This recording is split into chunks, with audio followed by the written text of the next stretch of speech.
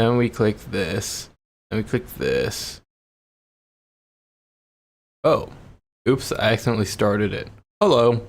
Welcome to this stream. I accidentally clicked the start button, but that's okay. What was I doing? Well, I didn't intend for this to happen, but it did. So, hello.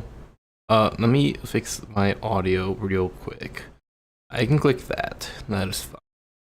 And then we have desktop audio. You know, I plan to have music. Let me go figure that out real quick.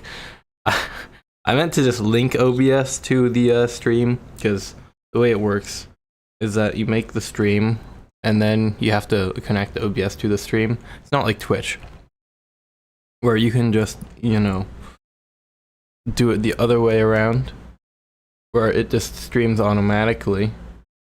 But alas, here we are. Let me go to Paint so I can just write like figuring out stuff. Figuring out. That's not how you write R. Figuring out music. And we draw a note to symbolize that it's music. There we go. That is quality right there. I don't need to have chat showing. Oop, that's just chat always being there. Wow, hi chat. Incredible. Wait. Oh good, the chat isn't updating either. Wonderful.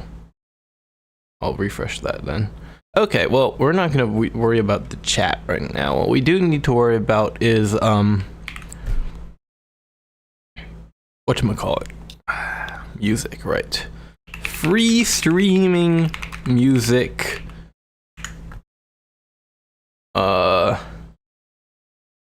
So I had found what I wanted on the internet before, and then I closed that Firefox window. Well, it wasn't Firefox, but yeah, I closed that window, and so now now I need to free music for streams. There we go. So we're just gonna pick random option number 1. We're gonna go with chill hop because allegedly it is fine. I need to search how to like not get copyright scammed though. Not scam. I need to figure out how to not scam them, if anything. Alright, so we click this, and then I go into the like readme page. How do I credit this? Ah, there we are. I can just paste this into the whatchamacallit. Excellent. I just need to figure out how to do that and where to go to do that, which you know is easy enough. How do you do that again? It's in YouTube Studio. Studio.youtube.com, my favorite website. Anyway, welcome to this professionally done live stream. I know, I'm simply the best. Simply top 1 streamer in NA. What was I doing? Stream, right. How do I do that? Go live. I found the button. Very cool. Hey, go away. Oh wait, I have my link right there. Yeah, sure, start. Go. Whatever, I don't really care. Alright. Then I can go into my description. Paste that. Boom. And now I can legally play the music. So let's figure out how to do that. I can hit the play button. Does that work? Can you hear anything? Oh, I don't have this running. So I can't hear anything. You can hear stuff though. Seems to be a bit loud, so we'll turn that down some. Then I need to get my audio out to my headphones. There we go, I can hear it now. Good. Then we'll get help. Website is not working, chat. Refresh. Excellent. I love doing stuff live. Oh yeah, okay. Yeah, sure. Sure. Alright. It's still not being very useful. Oh, there we go. I figured it out. Boom. Go away. Go away. There we go. I figured it out, guys. I am extremely intelligent. This is so stupid, dude. I didn't want to press the start button. The start button was pressed anyway. Alas, here we are. Now, what happens if I do the thingy where I go onto my own stream and unmute it? Now, what happens if I do the thingy where I go onto my own... Okay, that sounds fine to me. Actually, wait, what I should do, I should pause this so I can test my own audio. Okay, that's paused. What I should pause this so I can test my own audio. You know what? We're gonna call that good enough TM. We can hit play on this again. Please play the music. Wonderful. I think I can turn that up. Oh, hi Almonds. How do you find me on this platform?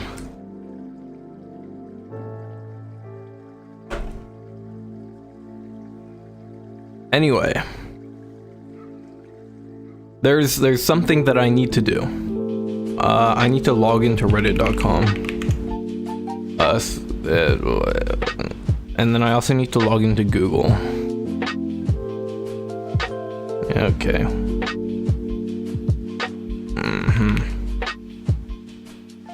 Is the music too loud? It feels like it's too loud. I need to decrease the volume over here to down here. That seems about right if you ask me.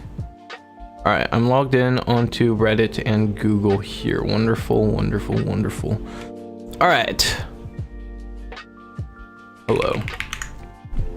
Okay, great. Okay. Alright. 1 second, let me cook. You subbed when I made Bad Apple? That sounds about right. I think that's when most people subbed, let's be honest. Alright. Check this out, everybody. Boom. We got Firefox. I spent more time than I'd like to admit making it look old. But anyway, what was it? Oh yeah, card sorting robot. That is today's project. We're gonna go back to Paint so that I can write and do stuff. So we're making a card sorting robot. So you know how you have like Pokemon cards, right? And when you have Pokemon cards and you have a lot of Pokemon cards, it really sucks to sort them. And so I'm like, what if I made a card sorting robot? Or actually, first what I did, I googled card sorting robot, right? Card sorting robot. And then I found this link, Reddit, right? And so I read it. Reddit. I read it. And it's like, these card sorting robots cost thousands of dollars. And it's like, do they really need to cost thousands of dollars? I don't think so. Because these robots, they're simple CNC machines, and then you have not OCR. It's image hashing based image recognitions and systems. So like, yeah, I don't know. It's not that complicated. It's not that expensive. I don't know why they are so expensive. But I was like, hey, I need to have a graduation project. Because I'm a computer science student, right? So I'm like, I need to do something to graduate. And so I was like, hey, why don't I just make my own card sorting robot? And so that's what we're doing. We're building a card sorting robot. It is going to be in the style of the... Oh, I broke it. It's going to be in the style of the TCG player Roka. Except one-dimensional, because it's easier. Basically, see how this works. Okay. This is not very helpful, is it? Open in new tab. However you view image. There we go. I figured it out. It didn't work. That's great. View image. Still didn't work. Okay. There we go. This will do it. Anyway, if you see here, it's a gantry head, and basically there's a whole bunch of slots for the cards to go into, and it just picks up the card and moves it around the slots. And so I saw this and like, yeah, that seems fairly simple. That's just a 3D printer board with extra steps and a vacuum hose, right? And since I am fairly familiar with 3D printing, if I say so myself, I figured, you know, it can't be that difficult, right? It can't be that difficult. It's been 7 months since then. Okay, no, it's been 6 months since then. Still, I've been air quotes working on the project and I haven't gotten anywhere yet. So that's why I am streaming this, so that I have a reason to actually do the work instead of not doing the work, you know? So instead of having a 2D array like they have on the Roka, where it's a grid, we're just gonna do a line for now. A line is easier than a grid. And also, I have created my own sorting algorithm. Not like a sorting algorithm, but an algorithm to move the cards around, which means that I don't need that many bins to put them into. Because the way the Roka works is it sorts by looking at the card, and then it, like, if you want to sort alphabetically, you've got A, B, C, D, E, F, G, H, I, J, K, L, etc. You get the point, right? And so like you have a different spot for each like land color or whatever. I don't know how magic works, but basically I can do all of that with 2 slots.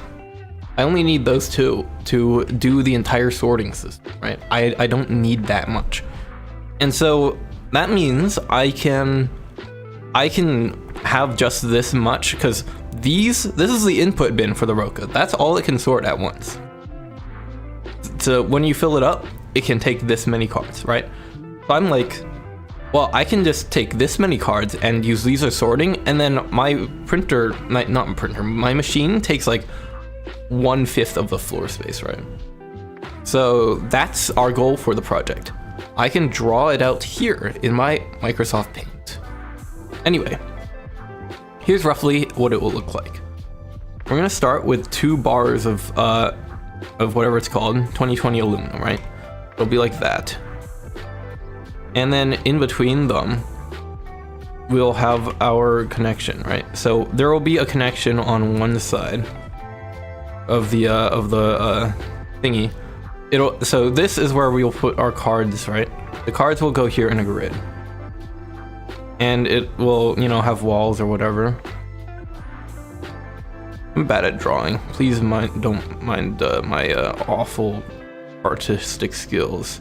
But anyway, there you go. It'll look like something like that.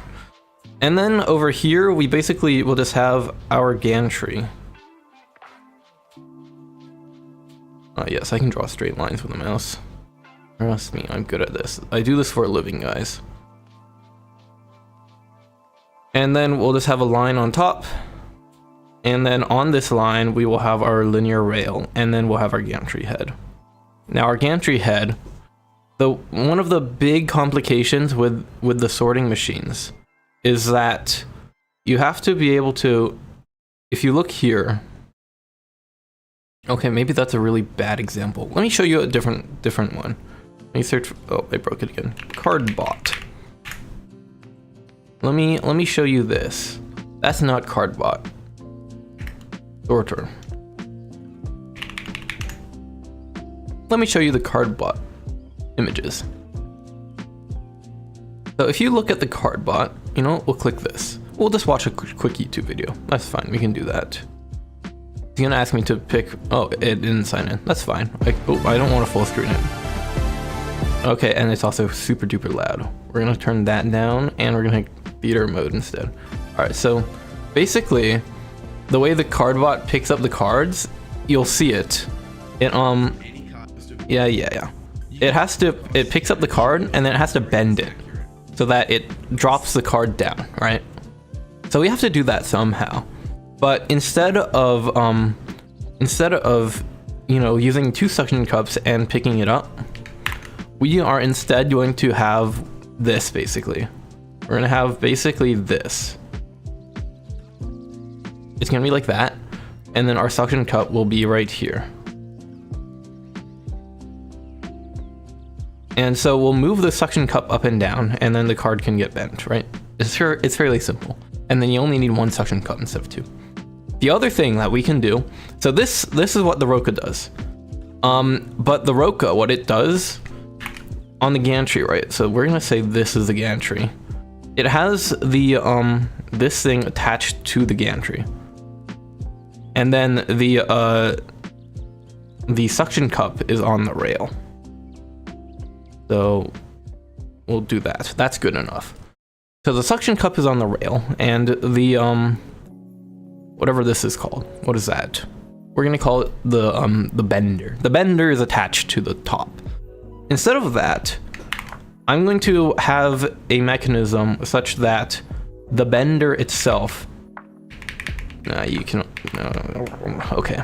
The bender itself is attached to the suction cup. So the suction cup goes here, right? No. Suction cup goes here. That was a horrible circle. Suction cup goes there. And when you push it down, this will be on a sort of spring mechanism. So like we can have that and we'll have a spring. I'm not entirely sure how this is gonna work, but we're basically this section, this part, will move up and down based on this. But that also means that when we know that when we're at the card level, right, this one has to move further down, but this will just move up to go along with it, right? But we can also use this action of it moving up to figure out to where our cards are, right?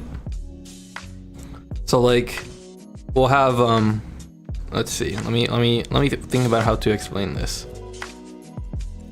We'll be able to use the bender to probe our card like height, which is basically the general idea of that. This means we don't need to do a second type of probe. It's all part of this one unit.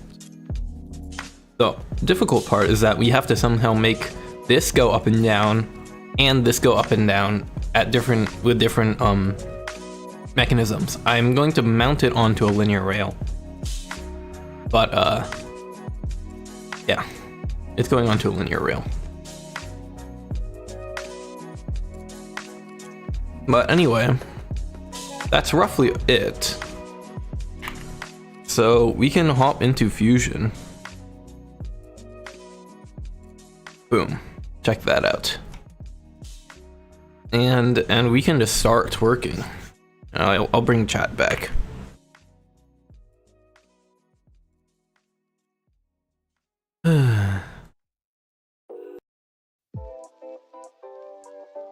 So I mean, we start with some 2020 extrusion.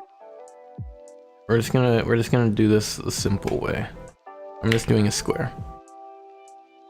Oh, okay. And I have my extrusion. It's somewhere else. Let me go grab it real quick.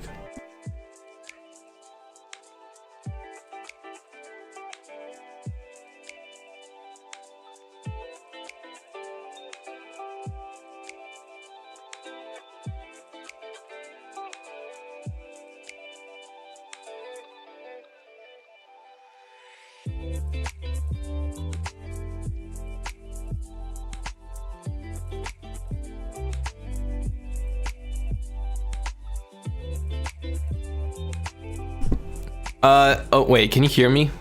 Okay, you can hear me, great. All right, let me tell you a little bit of a secret. I already have a frame built. I'm just redoing it. Why does the mic keep peaking? Okay, I'm not being that loud, am I? Oh, that almost just fell off my chair. That's cool. Stay there, please. Oh, okay. Can't invert then. Okay, anyway, I already have a frame. What is up with my compressor? Here, let's go into here and let's decrease that compressor a bit. You can have a smaller output gain. Hopefully you can still hear me. Cause well, okay. Anyway, let me get my camera going. Where do you find that?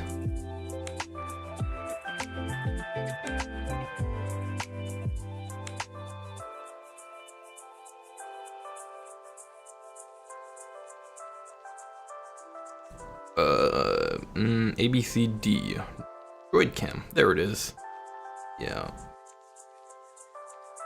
Alright, you're gonna see a watermark, but we don't care about watermarks.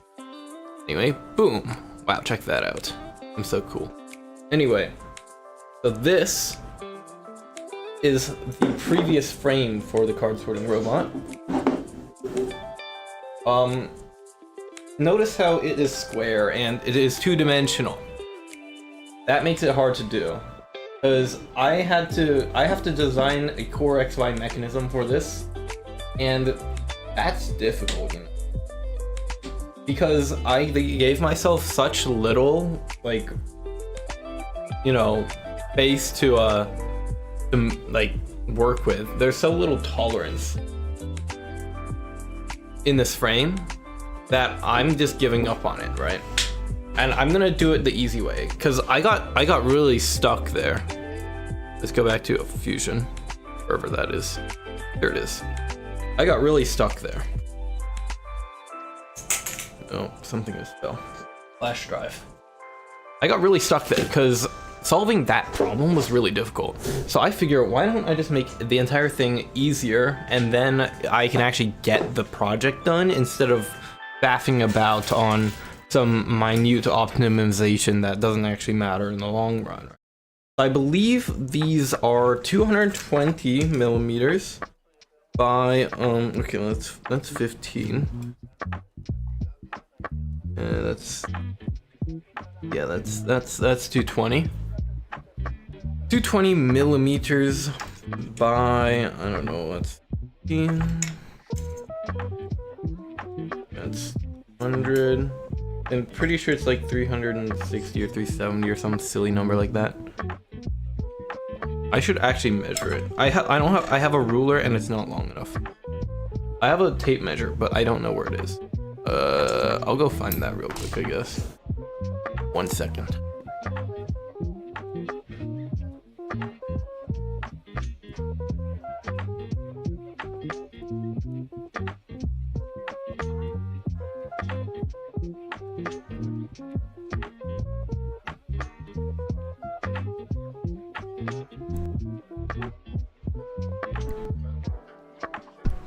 Alright, the mute button on my microphone is stuffed apparently.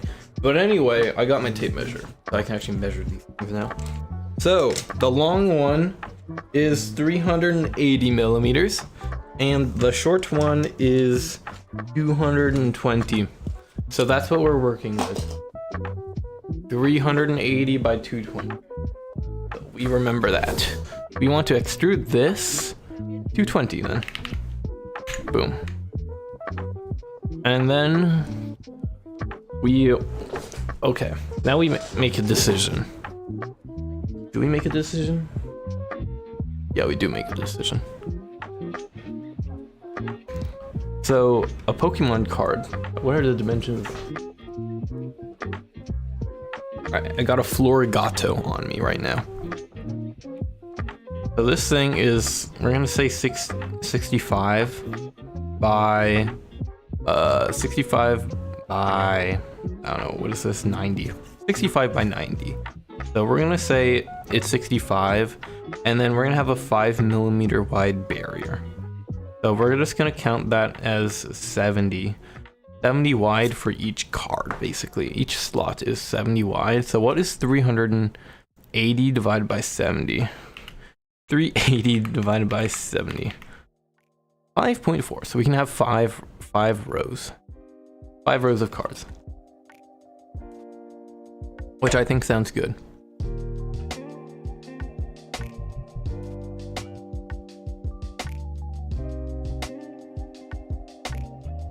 What was I doing again? 5 rows, right. So we have to make some decisions. You know what? I made my decision right there and then. We're gonna have it be off of this side. Are we though? Is that better or is that worse? I gotta think. I guess that's fine. Now we also just have to pick where to put it. Yeah, I can always just pick a random one. Random always is good, right? But if our card is gonna be 90, we should have 100 of like space, and then maybe I think here's gone. I mean, let's be real.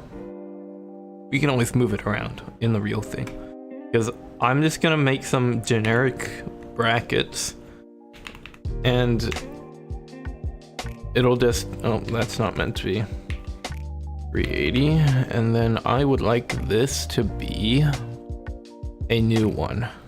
There it is, new body, there we go. And then I can duplicate this guy. Which direction is this? Okay, that's fine. Yeah, there we go. So that's basically what our frame is gonna look like from just one side. Now we have to make some mounting brackets. Now do we, no, I think this is fine. This is fine. Yeah, this is fine. All we do is place some diagonals now. Let's do it on this.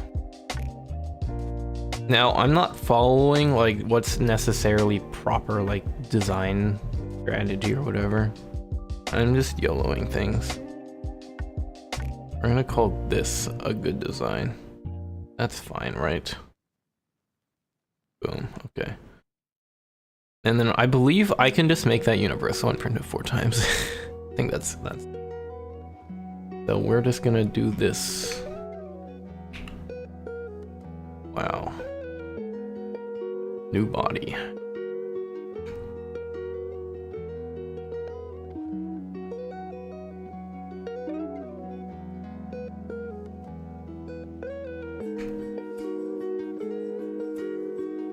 And now we just put the holes. Now I need to be reminded, how big is M3? M3 is like, I don't remember. How big is M3 anyway?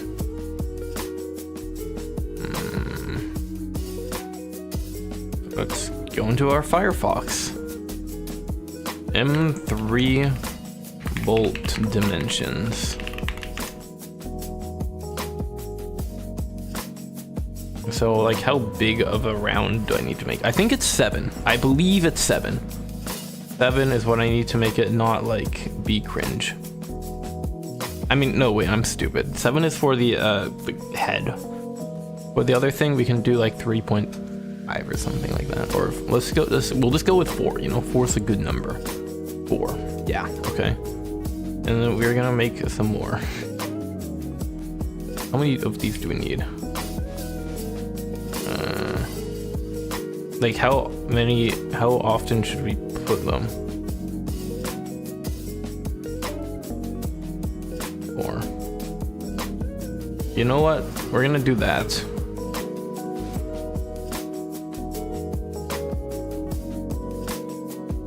To make this printable, we are actually going to edit that sketch that I made. This one right here. We can draw a line. Okay, so I had one here, one here, one here. So if I go, wait, 1, 2, 3. So I can go from there to there. Okay. There we go. See, that makes sense, right? Then we just do the same thing here.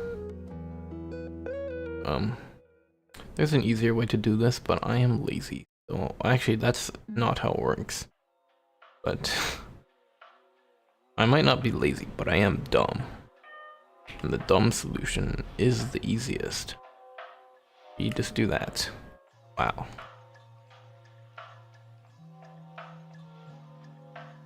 Wow. Okay. Now I need to put my I also need to figure out like how deep does this need to be. I believe because I already did this. I can just open up like one of my old files. Please load. Alright, you'll see the entire old one here. This one's the most updated. Alright, I'll check this out. Hey look, it's the exact same thing I'm making right now. Just mildly worse, or not worse, but it's just, you know what? What if we just took this? What if we just took this body and just like copied it, you know? Can I do that? Body 34. Can I just copy this and paste it into here? No, you can't, of course not. That's okay. Oh, I just realized you can't see my my whatchamacallit. The pop-up menus. Interesting. I wonder why.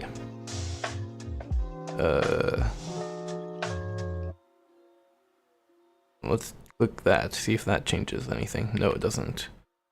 Odd, why not? Alright, what if I clicked this? Boom.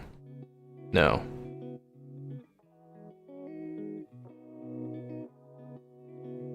Boom. No. Okay, cool. Yeah, that sounds about right. What if I instead then did... Alright. Well, I can do that, so that's fine. I just have to do this, do that, that's fine. Do this, do that, do this, move that there, move this here. Actually, you know what? This is fine, actually. We can have Paint and Firefox on this window, actually. And then I don't want voice meter there. We can move voice meter. Okay, there we go. I fixed it. I just go into here. And then we click cancel. And then we hide this. Wow, you can't see anything anymore. Then I do display capture. Yeah, you can have my big one. Whoa. Uh-oh, you can see what I'm running and what time it is. That's not good. Yeah, you can have my thingy. Yep.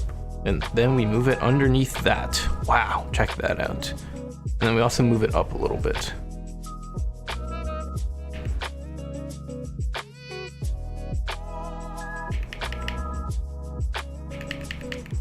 How many pixels do I need to move it up?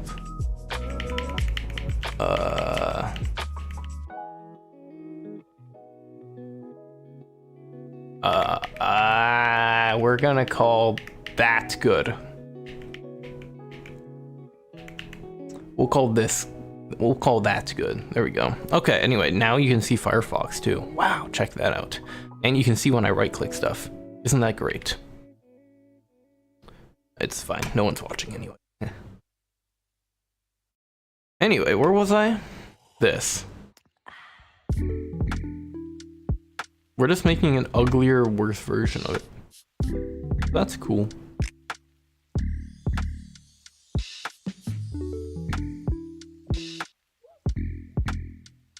I think I get rid of the middle hole. I believe the dimensions on these are pretty much exactly the same. Yeah, okay, so I do get rid of the center hole. Bye-bye. Bye-bye.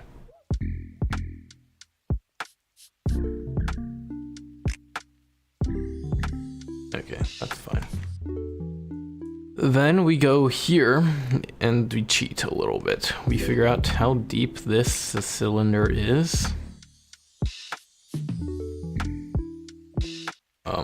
What did it say? Nothing. Okay. Oh gosh, that's not helpful. Inspect. Give me this ring and give me this ring. 3 millimeters. And then the radius is, the diameter is 7. So that's easy enough. We just create the sketch here. And then we go here. 7. Let me do the same here, 7. Then we extrude this. 2 sides. Go in 3 and out a bajillion. Great. And then I'll do the exact same thing on the other side.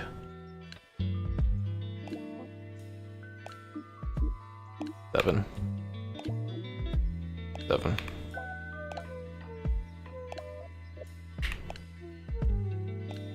Ooh, I can snipe it. Wonderful. We'll just do 2 sides. Go in 3. Go out a bajillion. Excellent. There's 1 mount of however many I need to make. Now, if I go back to my old model, you can see these corner pieces here. Now, I actually modeled the 2020 extrusion on this one. I was not as lazy as Can I hide all of them? No, I can't. Great. Oh, wait, but I can isolate. So let's click body 20, and I can isolate this. There's the button. So we have to figure out how big do I need to make these rectangles. 5 millimeters. Got it. It's easy enough. I can do that. I can do 5 millimeters. Okay. Actually, we're gonna do a center rectangle. I believe it was 5 by... Oh, I turned caps lock on. By 14 is what it said. Yeah, there we go. Because that is about 1 millimeter out from there. So we will do the same thing here. We'll start it here. Well, no. We will start it... We can zoom out and get a better grid. Start it there and have it in there. And do the very same here. Wow. There it is. Finish the sketch. And I love when it flashes like that. That's very good for my eyes. Thank you. Wow, thank you, Fusion. And we extrude all of these at a slight taper for 1 millimeter. Taper Inger, we're gonna say 30. Nope, negative 30. That's a good number, I'd say. I think that's what I used on the other one as well. So, boom.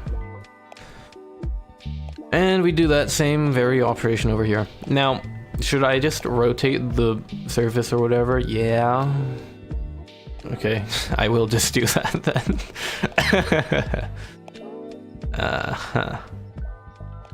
Once I remember how to get a plane through the can I do this? That work? Oh, it does. Incredible. And then I can just mirror, I think, somewhere. There it is. Mirror the features. Excellent. Mirror plane here. Wow. Technology is wonderful. Boom. Get rid of that, and we can show all of these again. Incredible. Alright, let's add the chamfer because it looks cool. And then I can actually just start printing this. Now, I don't actually have Orca Slicer installed because I'm a bit of a silly Billy. Well, I didn't tell you guys on this stream, but my computer killed itself roughly, how many days ago was it? 4 days ago? 4 days ago. And so I had to get a whole new SSD and all that stuff. We're not gonna taper these. I had to get a whole new whatchamacallit again. Yeah, a whole new... Alright, how big? 2.5? 2.5, I think. 2.5. Great. I had to get an entire new SSD because my entire C drive just is gone. So, you know what? We don't taper the holes. That's fine. We don't need to do that. And so I don't actually have like Orca Slicer installed. So I can go and do that right now. We can change this to be that, so that I can use my web browser without getting peeked at by people. Orca Slicer.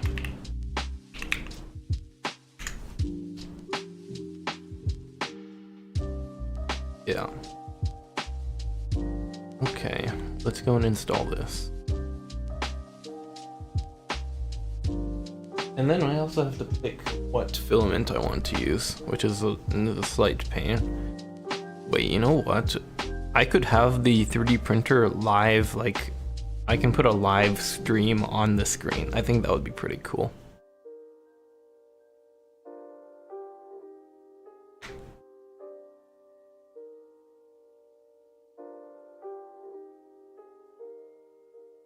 All right.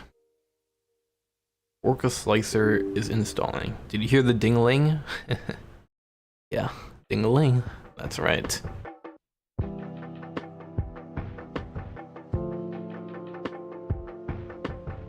And I can just get my information from my laptop, which is handily sitting right next to me. How wonderful. Don't you love having tables? I love tables. So cool, because you can have stuff. Alright.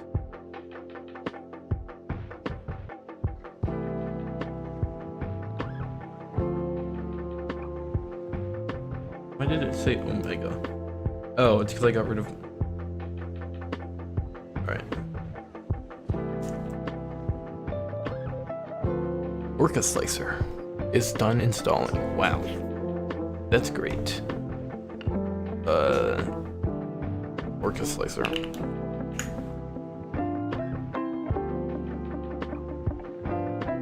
You know, I don't have a little Orca Slicer blurb, so I can't show it to you, unfortunately, because I don't have a taskbar thing drawn for it. I know. Tragic, isn't it? I'd show you, but it would break the fourth wall. Because obviously I'm doing all of this on Windows XP, drawn by me. Oh good, Orca Slicer's not responding. Wonderful.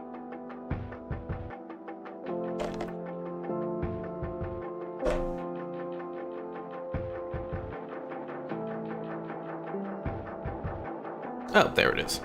Yeah, let's start. I am... Do I have to log in? I don't want to log in.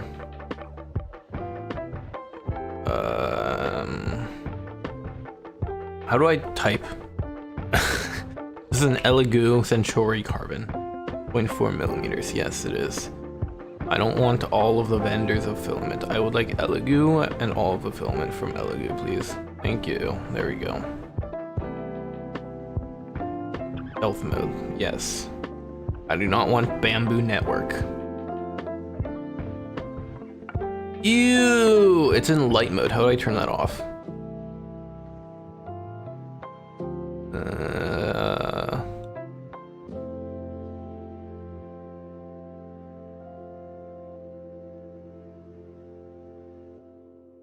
Help. Help. Help. Help. Help. I'm not the most... Oh, there. I just have to scroll down. I'm not the sharpest tool in the shed, you know? Okay. Okay. Let's do a network connection. Elegoo link. What is this thing? 192 dot... A number. I'm gonna leak my IP to the internet. Yeah.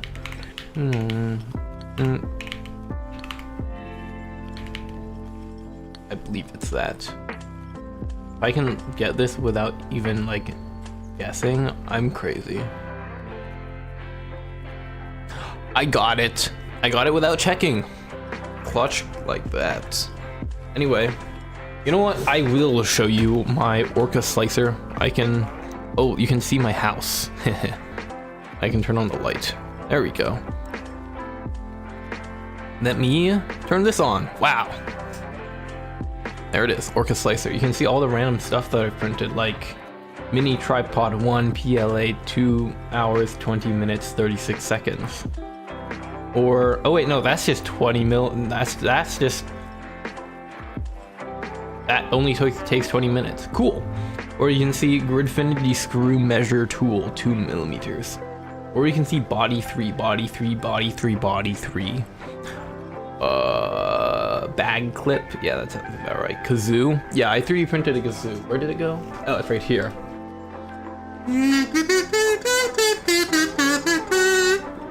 I'm so cool. Anyway.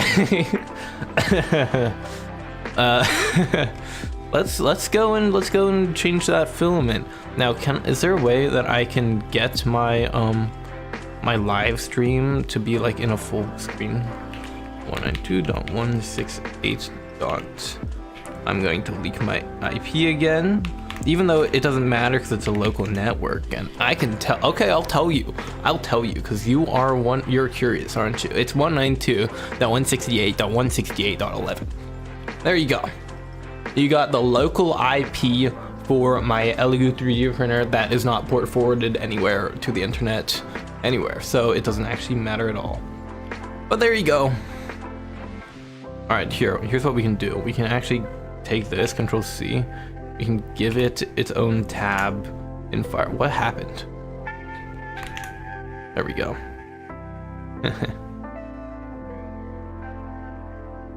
Hey, where'd it go? Oh, there it is.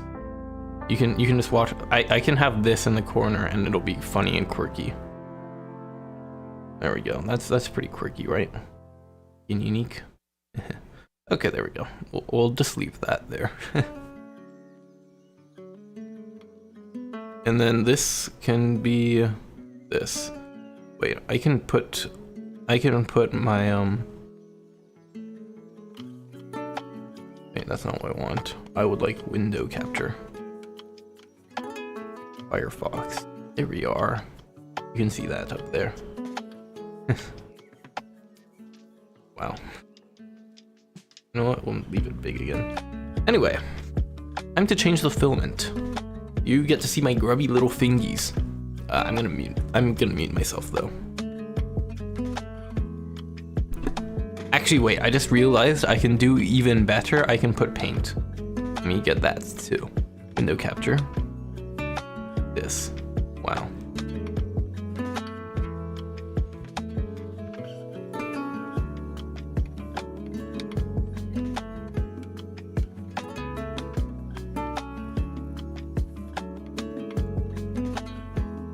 Surely that will explain to anyone who happens to stumble upon the stream. Wait, I can do even better. Watch this, watch this. I will take red, make a circle, paint bucket, boom. And then I take my paintbrush, and then I draw a microphone symbol on it. There we go. How do you draw a microphone? It's like this. And then we do this. Boom. Okay. All right, see you in a short period of time.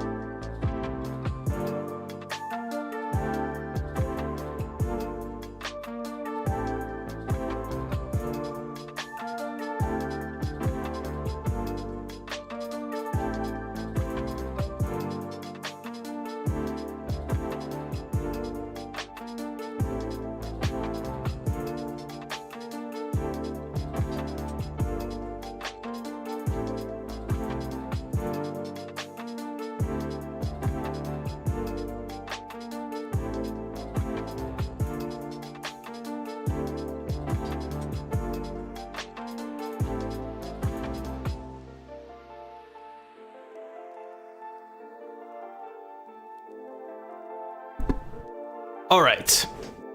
So there was some orange PETG stuck onto the build plate. I realized, you know, maybe we don't need to change the filaments.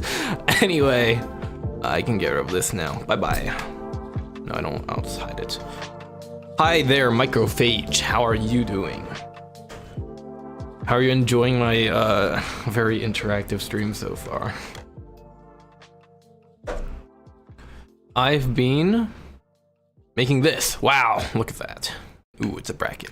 I definitely haven't already modeled it, by the way. Let's unisolate this. It's pretty much exactly this piece. I just remade it here because this is a new frame. See, I have the old frame, and the old frame is cringe and bad, so we're making a new frame because this one will be better. Better because it's easier. Because the old one, the old frame, I explained this, but the old frame basically, the space I gave myself to actually like do the like motion system, the gantry and the core XY mechanism, it was so small. I had like tens of millimeters to work with. And it's like, you know, instead of locking myself and giving me a hard challenge, why don't I just make it easy, get the thing actually working, and then I can do the challenging thing, right? So we're redesigning it to only have one axis of motion instead of the two. We're only doing left and right instead of left, right, up, and down. Well, we're still going up and down, so maybe there's two axes of motion, but instead of left, right, forward, backward, up and down, it's just left and right, up and down. So that makes it a heck of a lot easier. Because this is the old frame. Look at that. That's, for reference, this is the motor, right? And so I have to move basically a card length in between these motors, and there's just not enough space to do that. So we're redoing it. We're redoing it to make it easier. So I was just about to 3D print these parts, so let's go and do that. Yeah.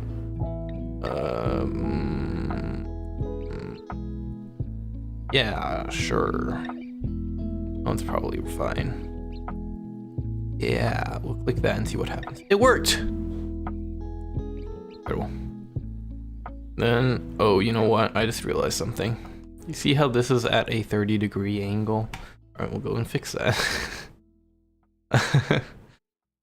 Yeah. Where was I? I was here when I did that.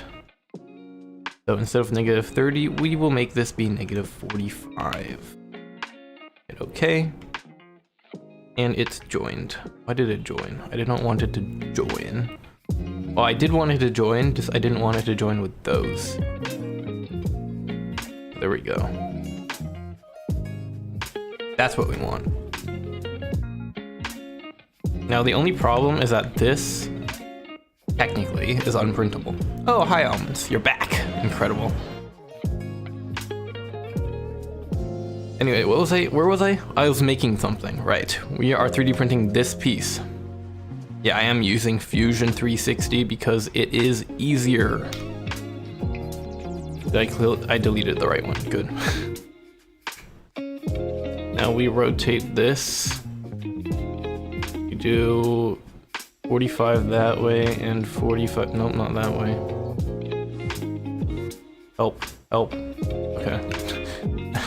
I'm not used to this, because my entire life I've always used Cura. SolidWorks is better.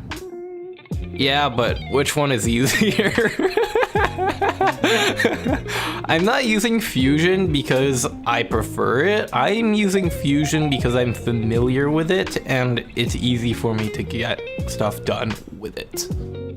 That's why. I don't want to use AliZPLA. Did it just like... Oh. Alright, we need to go and find our...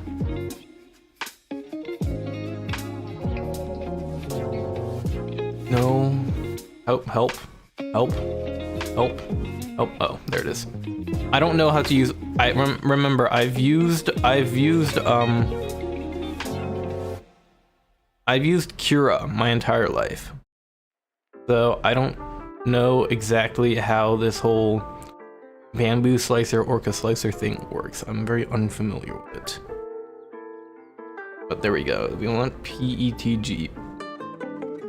PETG. That one's good. It's not rapid, I don't think, so we'll use that one. This will be fine, right? Yeah, I decided that the orange that was in the printer is good enough. Great, it'll take 40 minutes. That's pretty quick.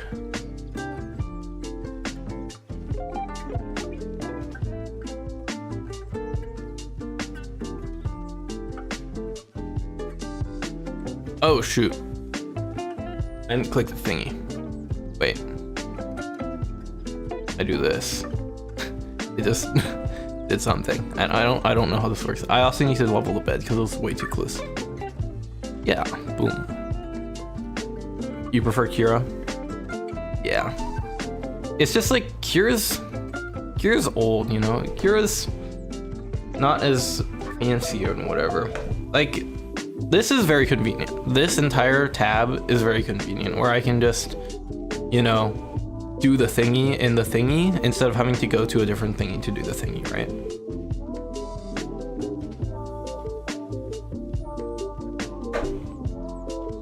So that's why we're here and not there. And besides, there's a plugin and the pre-made preset for this printer, so I'm just like, yeah.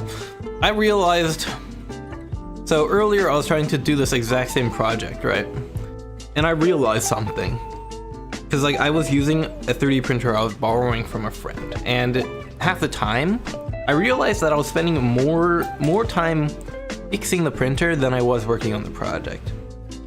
And at that point I'm like, you know what, maybe those Bamboo Lab people are right, you know, those people who are like, you know, oh, I love my 3D printer, I press the power button and it works. It's like, yeah. And now I realize why people like that. It's because it just works, you know? It just works. You know, there's no faffing about with leveling your bed or doing whatever garbage or like fixing the like thingy-mabobber or whatever. Use them at work? What do you do for work? I actually don't know. I know we were at high school in the same time period, but oh, the printer light turned off. Why did that happen? Unless I'm just blind or something, or dumb, which is entirely possible. Let's go into our Firefox and figure that out. Where's the refresh button? There it is. Oh, the printer broke. Guys, chat. Oh no, you can see the IP address. Oh no, guys. Oh no, what am I gonna do? Yeah, you really don't learn anything about 3D printers when you're using. Oh, look, it's duplicated. Okay, I gotta go fix that. Yay! 1 second, please.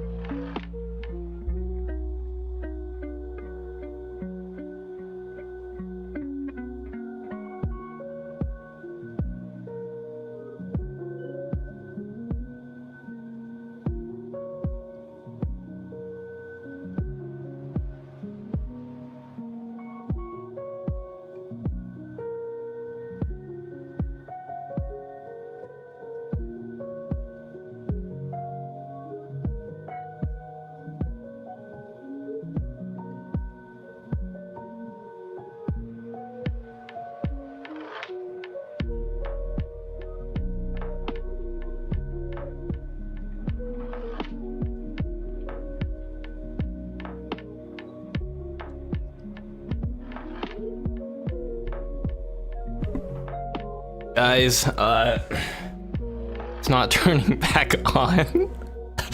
Oh, goodness gracious, dude. Oh, gosh. Hello, Chips Images.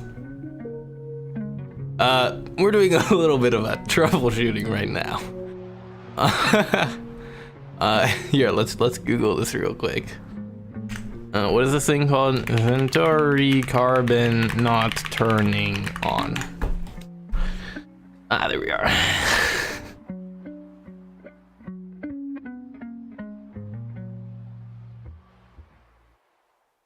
Voltage switch, yeah. I mean, it is plugged into. Maybe something tripped there.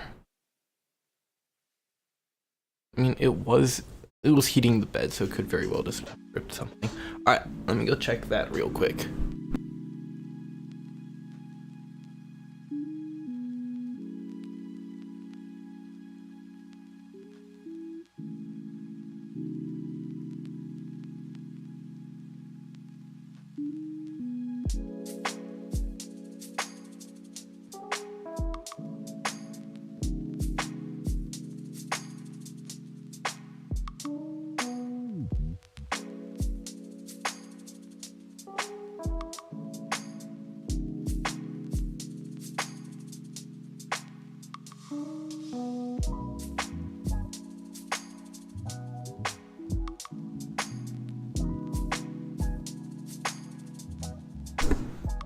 Alright, so nothing's tripped because the light is on. It's just not turning on. So that's great.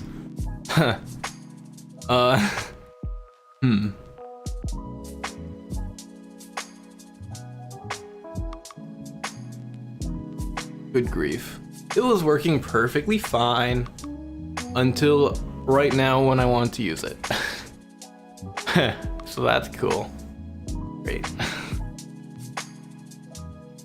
Wait, Quadlock, I know of that company. Quadlock sponsors Gears and Gasoline, which is a YouTube channel I watch. That's really funny, actually. Anyway, we're doing spontaneous 3D printer troubleshooting. Yay! Let me set up something for that then. Let me clear off my desk so that I can get my phone camera going. Or something, I don't know. Let me clear off my desk so I can put it on the desk.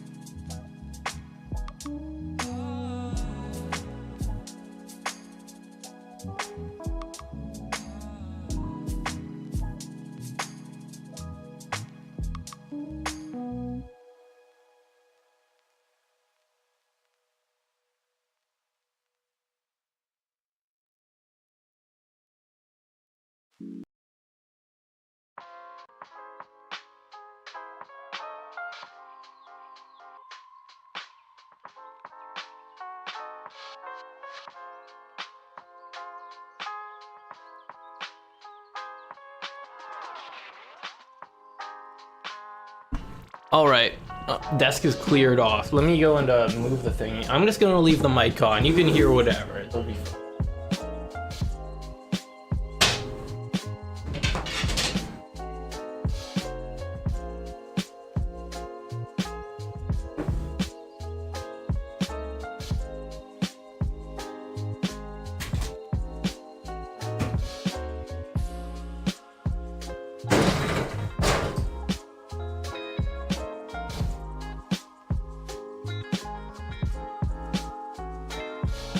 All right.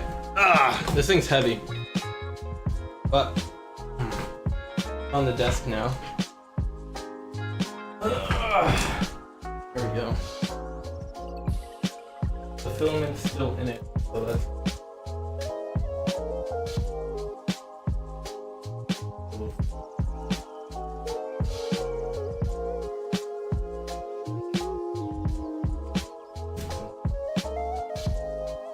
Right.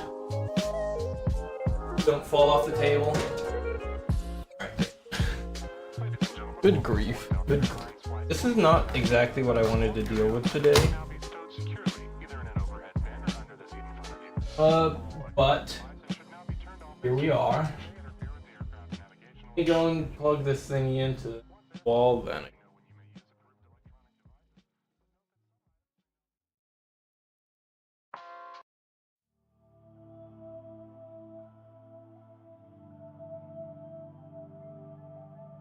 Now, if there's anything that will trip the breaker, it is this, because I'm plugging it into the same thing that my, whatchamacallit is plugged into.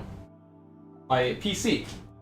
So, you know, since I'm streaming and I'm turning on a 3D printer in the same outlet,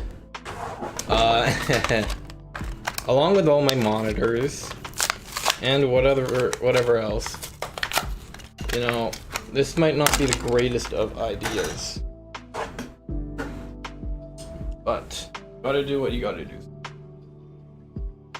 This is not what I want, but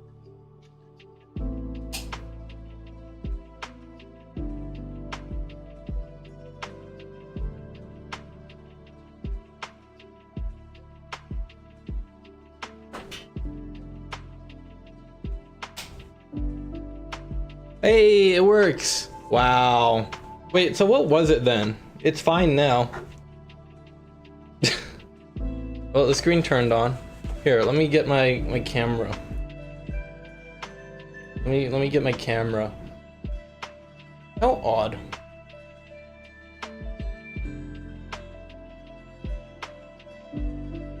There it is. Let me get my camera. Does it work? There it is. Okay, see, it works now. Wow, we did it. Chat. Okay, what if all right, I'm gonna move it back and, ooh, look at you guys. Wow, look. Source. Wow, look at that. Fourth wall break. Anyway, we're gonna put this back where it was and see if it still works or not. Because it could always just be something silly in that spot. But you know, we will worry about that when we will worry about it. You'll figure out where I was. Here. And then I can also put up nice printer. It's a Century Carbon. It's supposed to be great. I mean, okay. What's great about it is that it costs $300 and it's basically a P1P or P1S. I don't know whichever one has the walls. It's basically one of those, but for 300 bucks, 300 USD that is. I don't know the conversion to AUD, but I reckon it's probably 500 or something like that. But you know, in theory, it's supposed to be great, and it has been great until like right now, where it died all of a sudden. Now I do have something else plugged into that same. It does work. See, I have a record player plugged into that same exact the power splitter. I don't know what to call it. And so that works. So the power splitter does deliver power.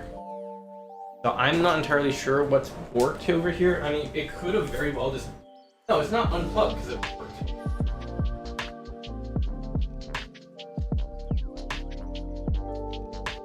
Oh, I don't know. I've got some tricks.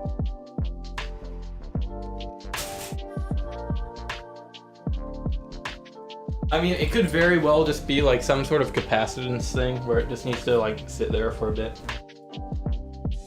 So I'll put it back and see what happens. Moment.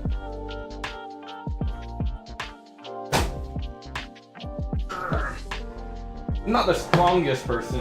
This thing is pretty heavy.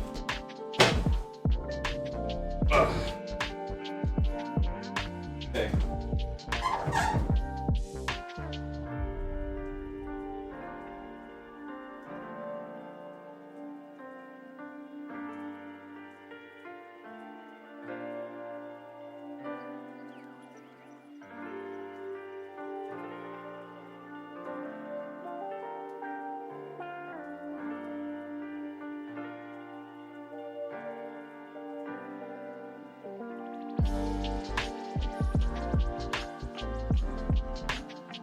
Oh, it works.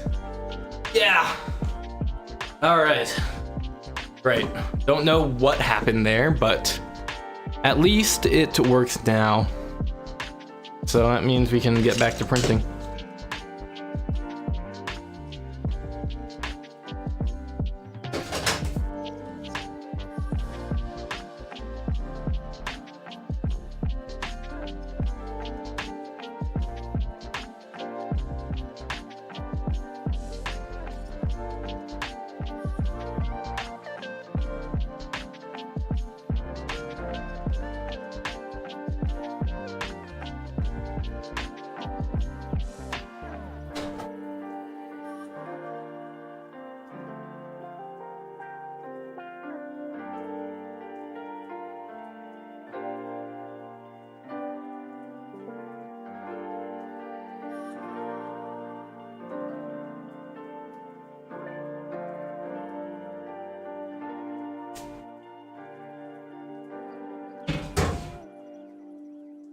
All right, we're back.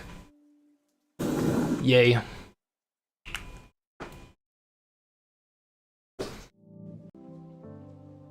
Is this broken? No, it's not. Wonderful, wonderful. We have returned to your regularly scheduled programming. We'll put this back into the corner.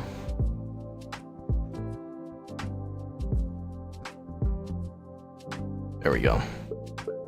Oh, let me turn the light on. There we go. Huh? Huh?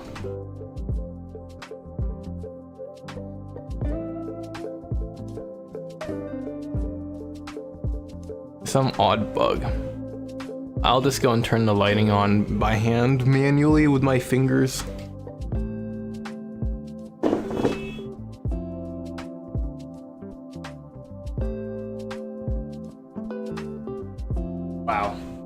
Wow. This is crazy. And you're gonna get fan noise for the rest of the stream. So that's great, isn't it?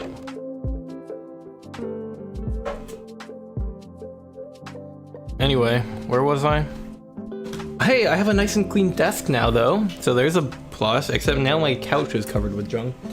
So that's less nice. Anyway, Fusion 360, my favorite program. Oh gosh, can you hear that? It's probably painful. Okay, there is something I can do about it. Give me 1 second.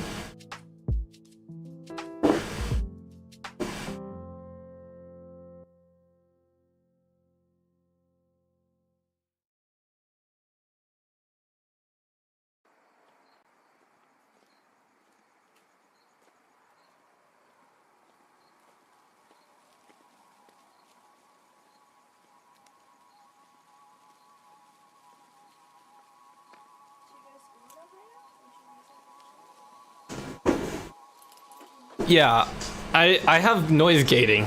It should be slightly more muted now. I put there, so there's a foam core door that I made for my shelf. And I put it back.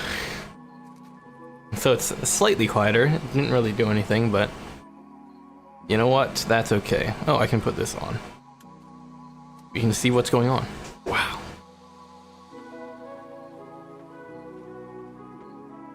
Anyway, where was I? Doing the thingy. Right, okay. So we basically do the same thing twice.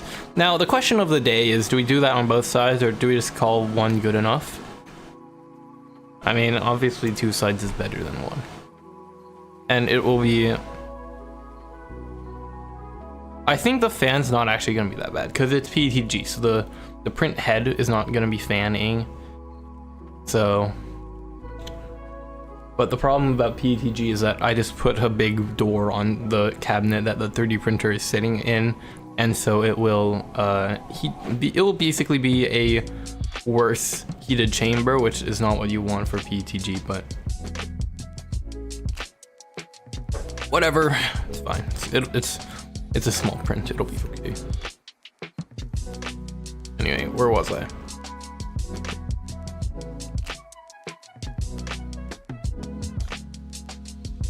card sorting robot.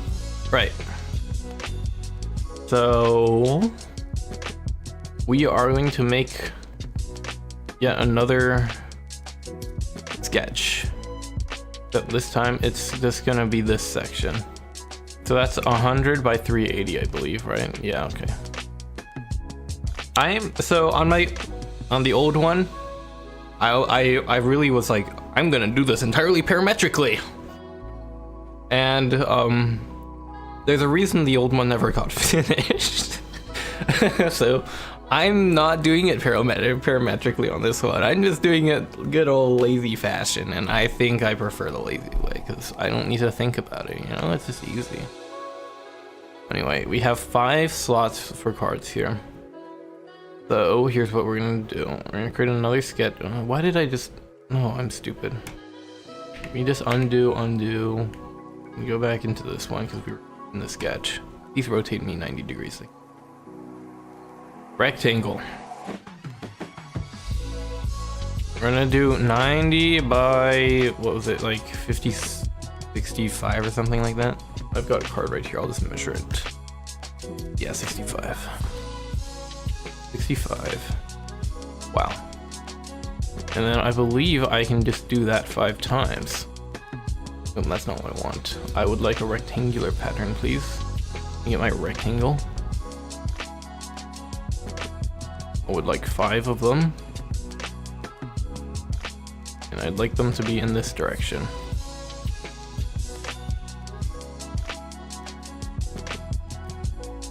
Interesting. So to have them 5 apart, I actually have a good amount of space extra. Which is good. That's a good thing. We're just gonna do it like this though. Because I believe if I just have what if, because that was that, right? So what if I just did this and did this, and can I equal them? Is that how it works? I should have seen that one coming. It did accomplish it. Yeah, that's not gonna work. Okay, let's just get a sketch dimension going. This needs to be 380. This needs to be 65. What happened? Oh. It moved.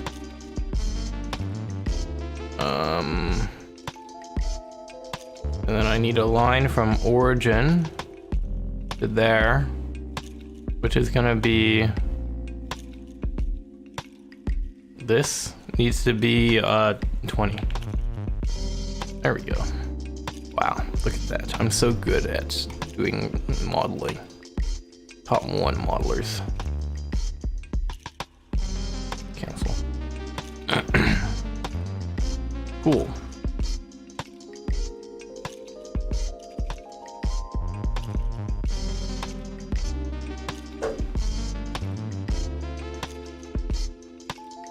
So this is the card tray. Now actually we want our card tray to be slightly off the table though. So we can extrude this entire Johnson by 20. Go back to our sketch.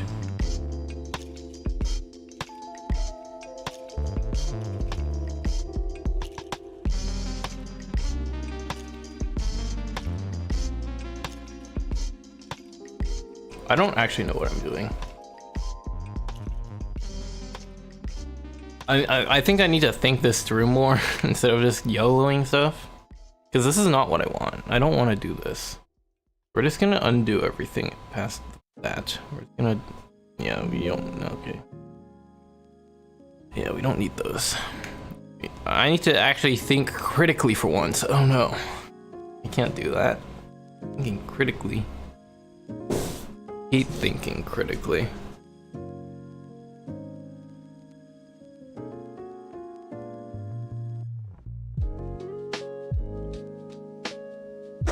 Where was I? Thinking critically, right.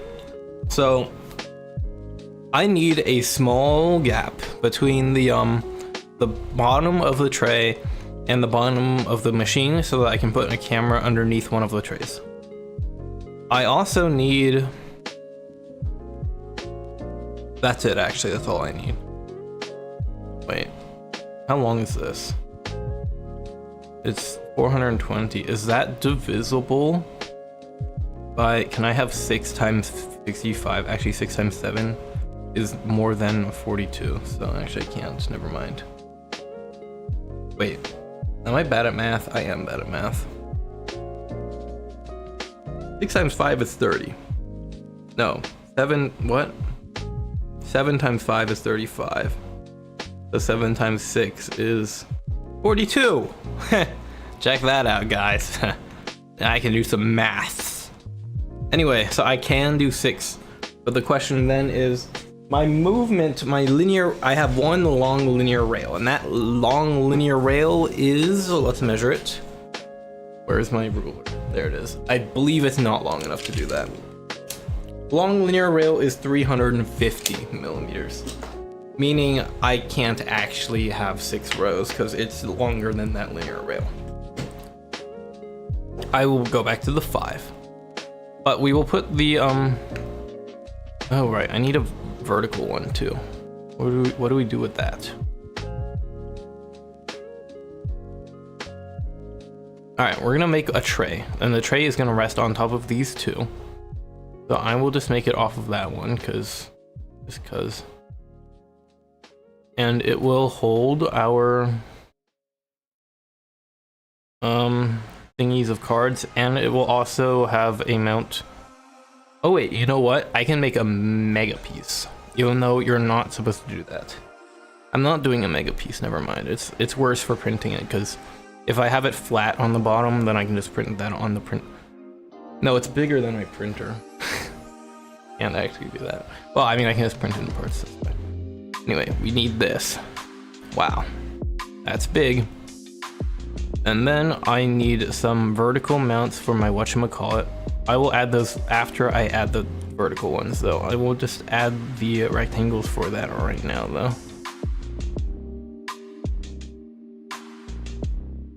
And then I need to put in the holes for our Johnsons. So this one is 65 by 90. Oh. Right. We'll just do that. And then I will do the thingy that I did earlier. I don't remember where that is.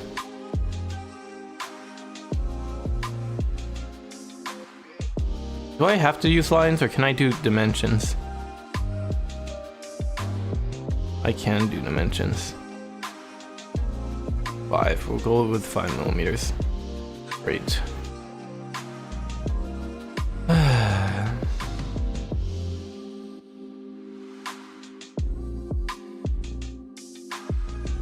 And then what do? We do a rectangular pattern.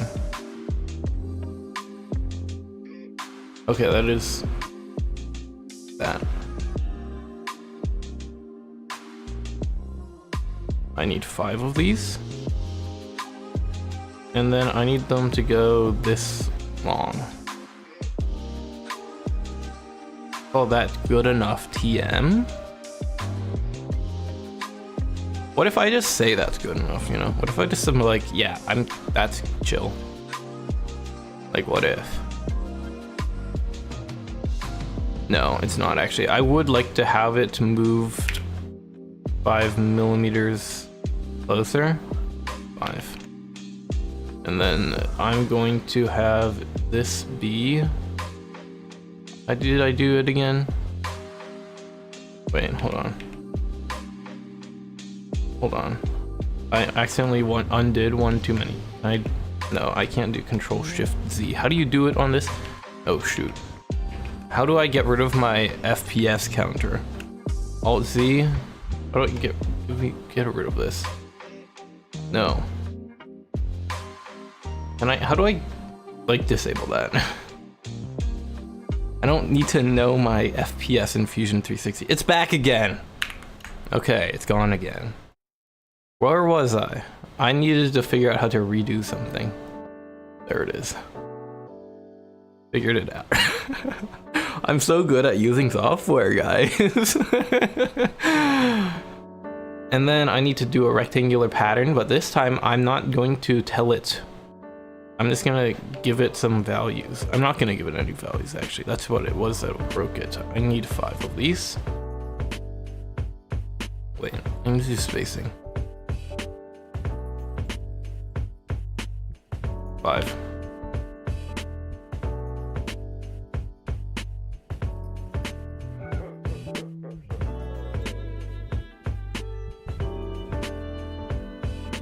No, wait, I don't want that. What if I wanted 10? Where was I? Why can't I edit it? What? How do I see my sketch history? Well, you know what? I will just undo and redo it.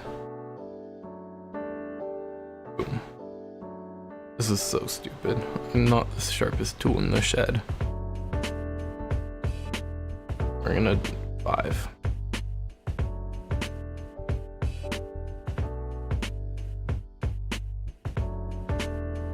You know what? What if we just did that and then we edited it afterwards?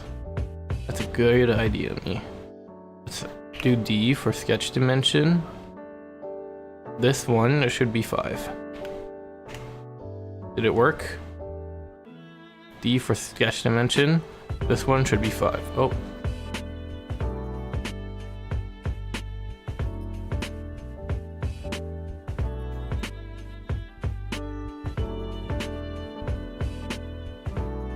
Can I not just like let it YOLO it? Oh. Can I make it be just N and then it just automatically figures it out?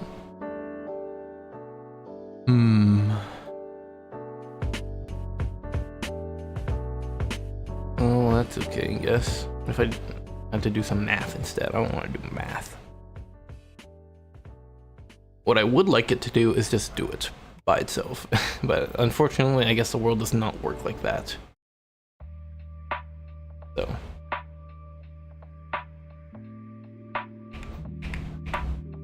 Here's what we're gonna do. We have 5 card slots, right? Let me get my paint going. We have 5 card slots, right? And our total thing is 380. And so we have our 5 slots, right? And since it's a fence gate problem, we actually have 6 gaps. So we have a gap here, we have a gap here, we have a gap here, we have a gap here, we have a gap here, we have a gap here. I actually want this gap and this gap to be 1/2 of this gap. So it's actually just 5. We take 380 divided by 5. And then that is how big we want our movement to be.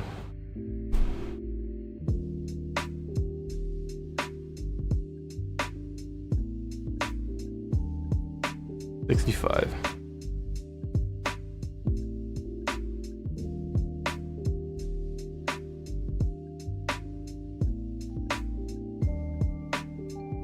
On 5.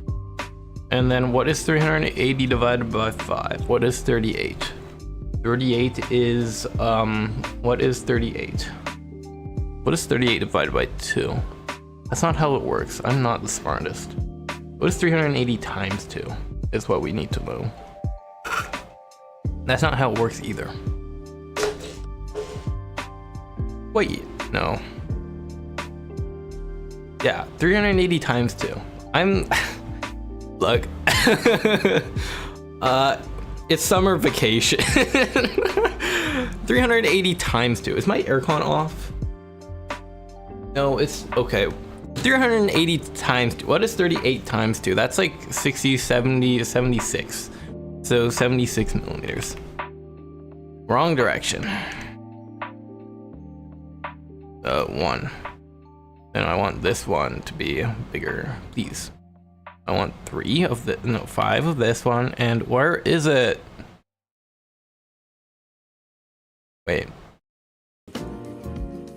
Watch, I don't need to do any math actually. It's 370 here. It's negative 370 here. Wow. Where is it? 0. There it is. Wait, what? Why did it not work? Am I bad at math or something? Shouldn't it just be fine? Why? It should go to 370. Okay, we'll go back to typing negative 76. Hey, we're wrong. Uh-oh. 76.2. That's still wrong. Okay, cool.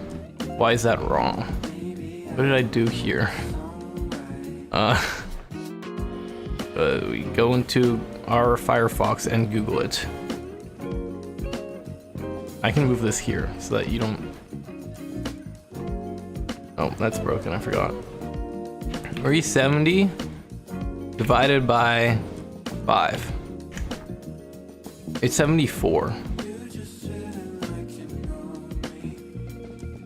No, it's 360 divided by... No, 380. 380 divided by... It is 76.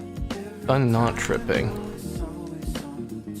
So why is it that it wants to be wrong then?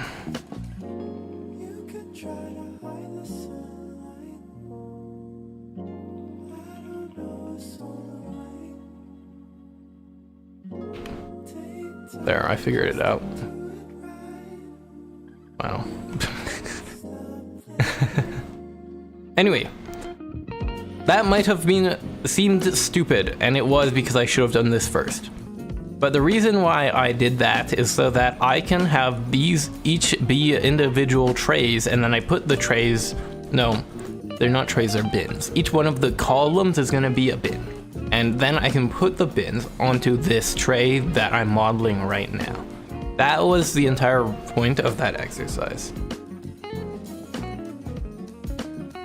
It's just, I'm dumb. So, alas. Actually, that's not even related to the exercise at all. That's just what happens. Well, whatever. Anyway, there can be a 2.25 millimeter gap in between every single one of these, I guess.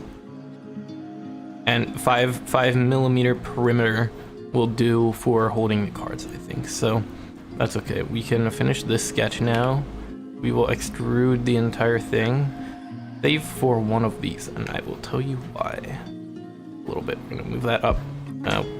It doesn't need to be that big, right? 5.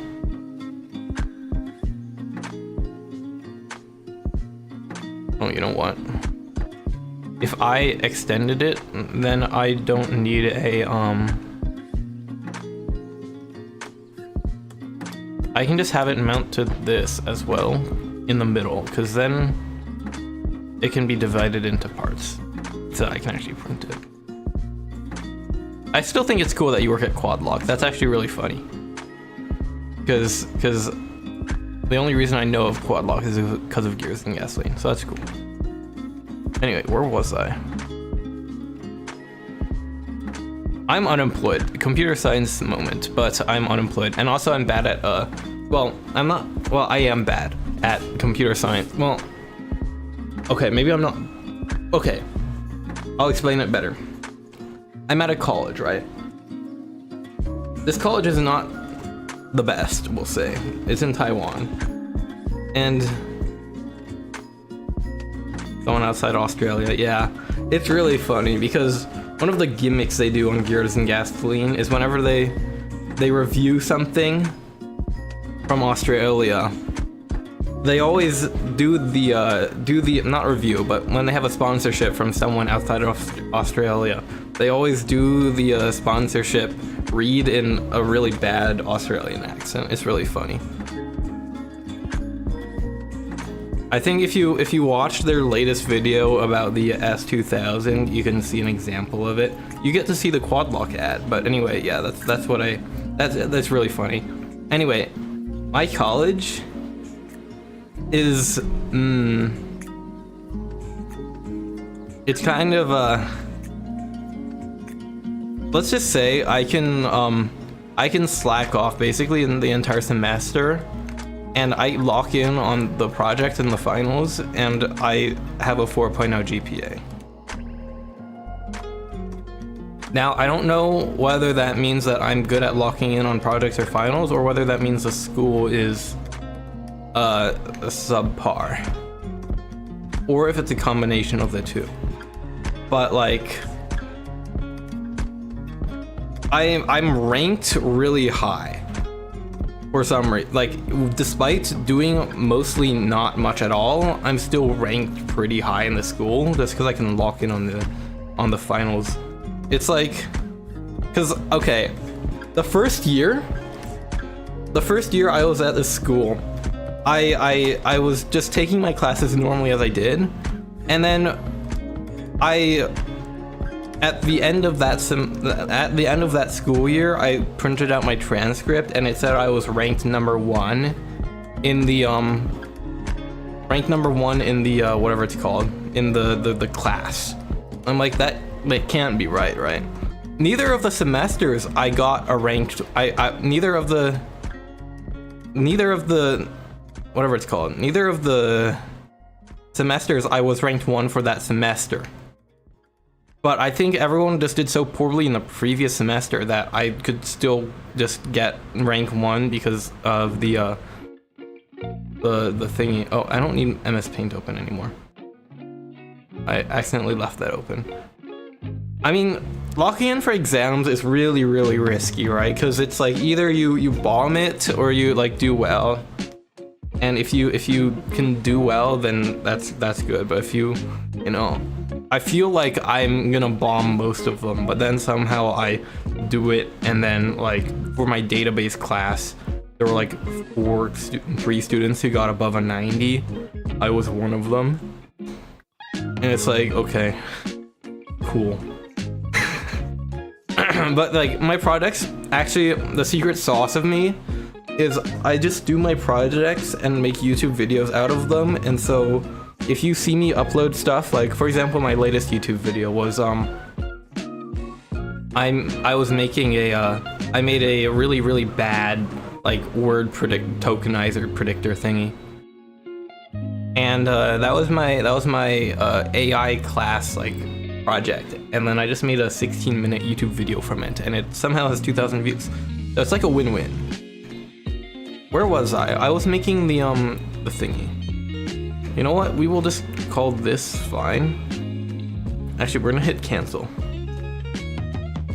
Your finals are worth 60%. That is a lot. I need to go back in the sketch. Okay, we are going to leave a little bit on the side for the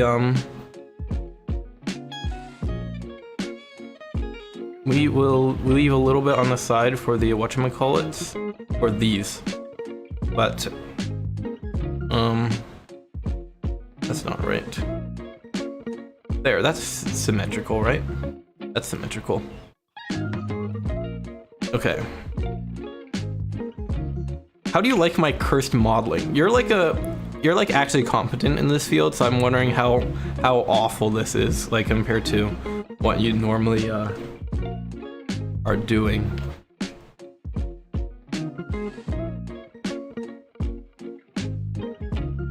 New body, yes. I wanted to go up 5 millimeters. Oh, do we go up 10?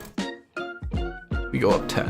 Actually, no, we go up 5, and then we'll extend it a little bit further. I want a new body. I forgot to grab a rectangle. No, that's not what I want. Finish sketch, yeah. And then I need to extrude this too.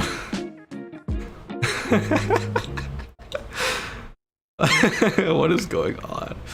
Alright, we're gonna get this sketch again. I don't want those. These are the ones I don't want. I want that. It's not that bad. Yeah! Woo! That's what we're talking about. That's what you want to hear when you're doing YOLO modeling. You are going to join, and then I can also hide all of this. Oh! Why can't you see my Why can't you see the 3D printer? Oh, there it is. And there it is. Wow. That's so cool. Do that.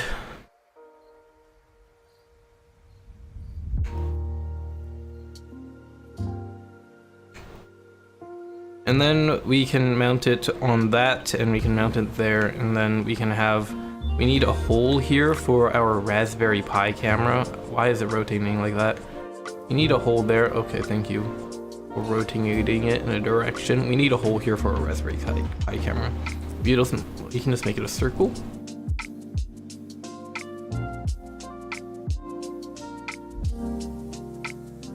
How about we say 55 millimeters sounds good enough. TM. Certified good enough. That's where did it get the rectangle from? There we go. Certified good enough. So basically, when you load up the when you load up the card sorting robot, these slots you can fill with cards. This is where the camera will live, and then this is just a secondary buffer, because you need a secondary buffer for my algorithm. And I was explaining this earlier. I'm not sure if I was explaining it that well, but basically the way normal card sorting robots work by like the Roca and Cardbot or whatever is they take a stack, and then this would be A, B, and C and D, right? And then you'd have to do it individually. But for mine, I have figured out a new secret algorithm. It's called quicksort. Haha, bet you never heard of that one before. It's quicksort. Basically, by using quicksort, you can have all of the stacks filled except for 2, and then you can sort it fully alphabetically, not discrete, but linear. Not linear. What's the word? Continuously. You can continuously sort the whatchamacallit, the cards, without having to have a bin for each of the letters. And what's cool about that is that I can have, if I made this really long, right, I can have a heck of a lot of cards despite it being small. Or if I just add a second row, the entire 5 rows, I'd go from having 3 card slots to 8, right? And 8 is a big number when in the card sorting robot world. Cause that's, let me go back to my Firefox. Wait, hold on. If I do it like this, wow. You see these? Wait, can you see my cursor? You can see my cursor. Okay. If you see these, that is the entire sorting capacity of the TCG Player Roca. That's 1, 2, 3, 4, 5, 6, 7, 8, 9. Right? And one of them has to be empty. So that's 9 slots. If I had 2 rows, that's... No, actually this isn't more, this is less than 9, because it's 8, because you have to have 1 empty. Then my card sorting robot will have the same amount of sorting capacity as this TCG Player Roca, while being much, much, much smaller. And you know, that's what I think is cool. Alright, let's go back to our Elegoo tab. There we go. So anyway, let's get back to doing the thingy. So I'm gonna add a chamfer to these guys. I just do it to this, and then I can do 5 millimeters, and then this does it on the entire thing.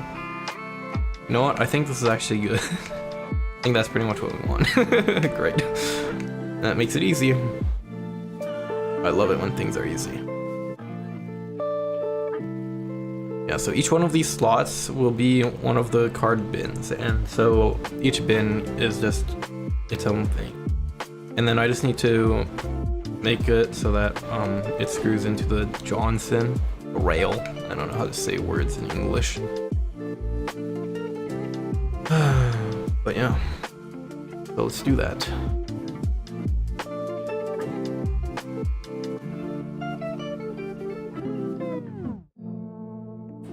7. That's fine. 4.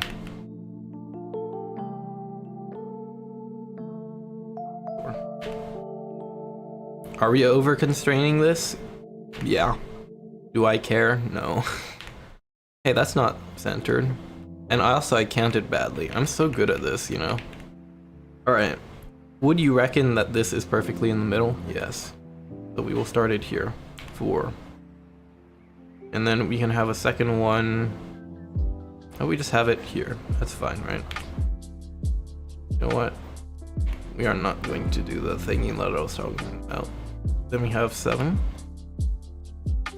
7. 7.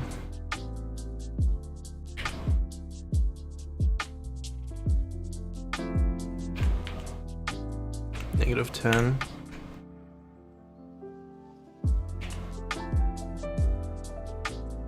-3. Alright, let's double check that it went all the way through. Yeah, it did. Wonderful. Can I just mirror it? Is that easy? Or is it gonna be tricky like it was? It's not that tricky. I just need to do the mid plane.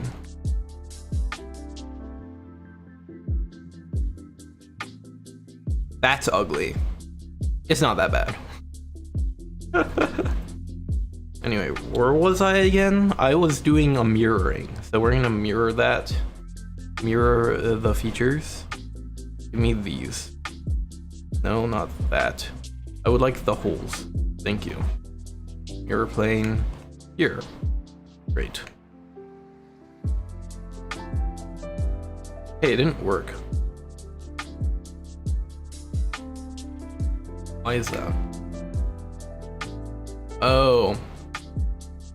It only got the outer one. There we go. That'll do it.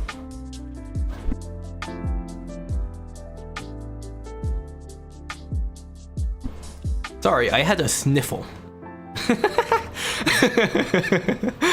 Okay, we'll do this here, and please stop rotating me. Alright, we're gonna get a circle in the middle. That's the middle, right? Oh, I should probably see my bodies. I can get it in the middle of this one too. That would be this. Yeah. 3. Wait, how are we gonna divide this thing in half again? We're not. That's right. What I can do instead is just put a circle in roughly the same spot on both sides and call it certified good enough. I'm gonna put 4 here. I'm gonna make this one 4. And we also need a 7. And we need a 7 here too. And then where do we put the next one? Do we put the next one? We're gonna put the next one. Because in the middle, we have to divide it in that middle. The middle one, right? So what I can do, I can just do that. That'll do it. No, I don't want 3, I want 4. 4, 7. Should I be mirroring it? Yes. Am I going to mirror it? No. 4, 7.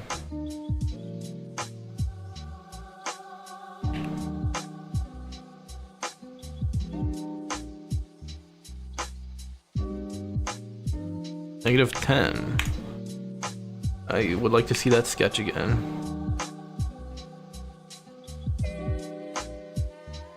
-3. Would you look at that? Boom. We have our card tray done. Yay, look at that. And it has a built-in cup holder. I love the built-in cup holder. Anyway, we can see all our bodies again. That's what we've got so far. So I believe I'll print this one in white. These will be in gray. You know, I like the orange, gray, and white color scheme. That's one of my favorite color schemes.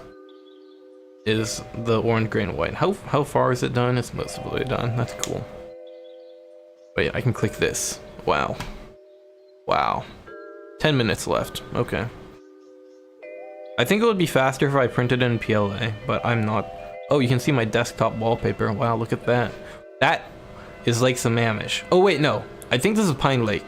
This is Pine Lake. Anyway, where was I? Fusion 360.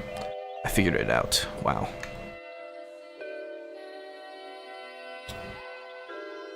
And then I need to. All right, we're gonna build it up now. Oh right, I forgot. I'm supposed to have a vertical doodad. Whatchamacallit. So how about we go to the chamfer, we move the chamfer over here. Okay, what's the error now? Oh, I know what the error is.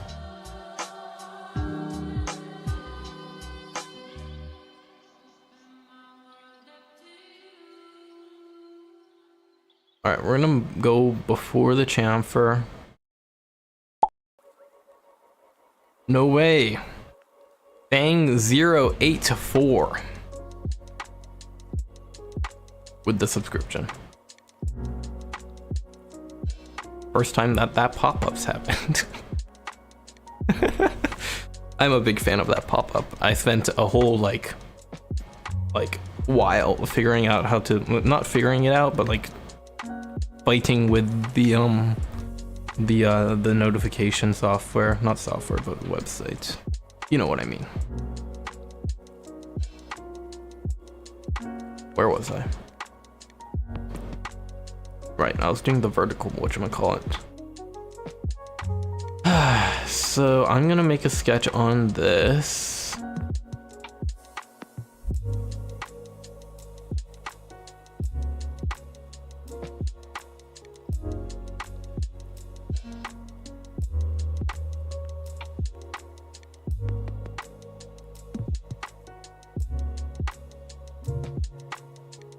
I actually don't need these. They will get in the way.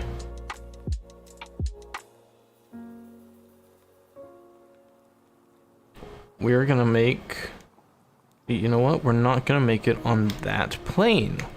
We are going to make our sketch on this plane. There we go, because then I can do this. We'll make it 45 millimeters. Is that a good number? Let me get out my handy dandy ruler. We're gonna make it 50 for good measure. Then I can make it 10, and then I can make this one 20, sure, and then we'll call that satisfactory. How many is the degree? 135? No.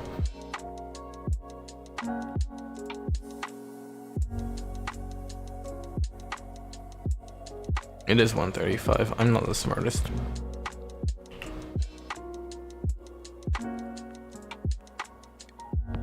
Let me move it like that.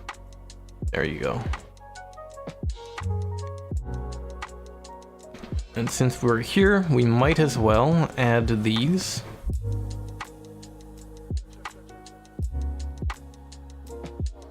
So this one is 4. And then we need 7. And then we need another one down about, I don't know how many. What was the previous number that I used? Let's go into our parametric frame v6 and check out this. Is basically what we are basing it off of. Some number, cool. We're just gonna go with 20. 20 seems about right, right? Okay, we're gonna go out 1. That's, yeah, that's 20. We're gonna say that's good. No, we want 4. And then we want to do it again. I love how it just randomly lag spikes. That's great. 7. And then we want to extrude that. And that symmetrically is fine. Wow.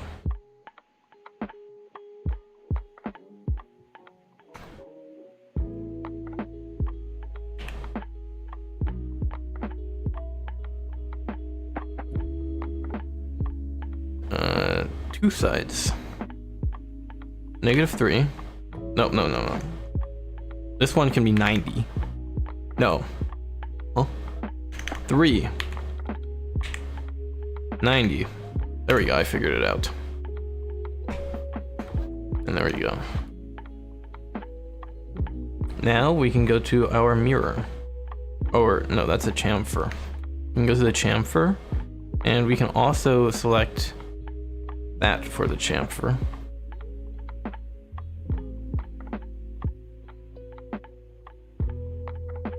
That didn't work.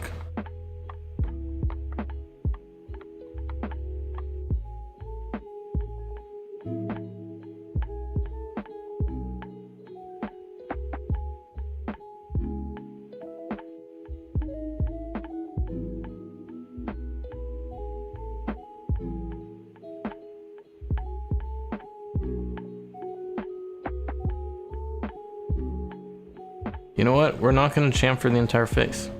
And I can move the chamfer. I'm going to delete the chamfer actually, and I'm just going to do this. Wow. I can hide this sketch. And then I can also add this feature to the mirror.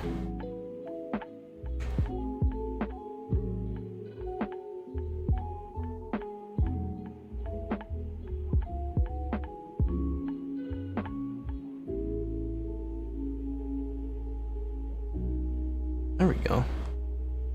Look at that. How pretty. Next up, we add the chamfer. Yep, it's back. Boom. Okay, so all of these, can I get like, okay. Can I get like the entire thing? No. Okay, that's cool. So we'll just select them manually. Joy, oh joy. No, I did like the 5mm chamfer though, it looked pretty nice. 3, 4. 1, 2, 3, 4, 5. Oh. Oh, I missed one. What?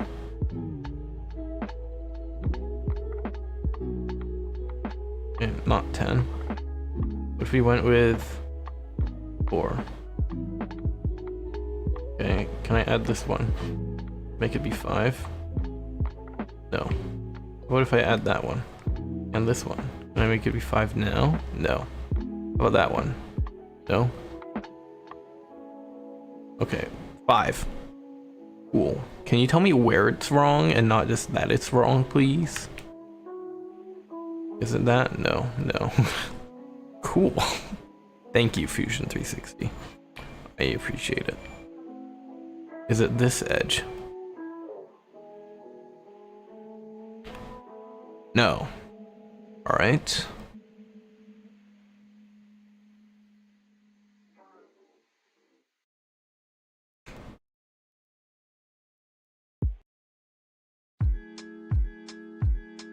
Okay, that's not helpful, you know? Alright, what if I typed in 4 instead? Okay.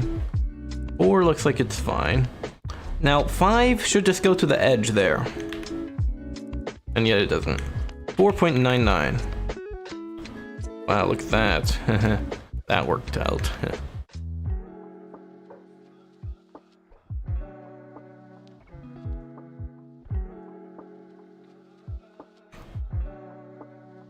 Okay, can I make it be 5? Or are you gonna keep blocking me?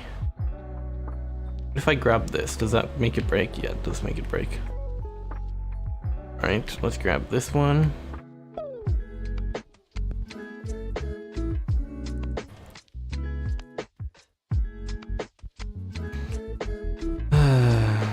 Actually, let's not grab these edges. What happens then?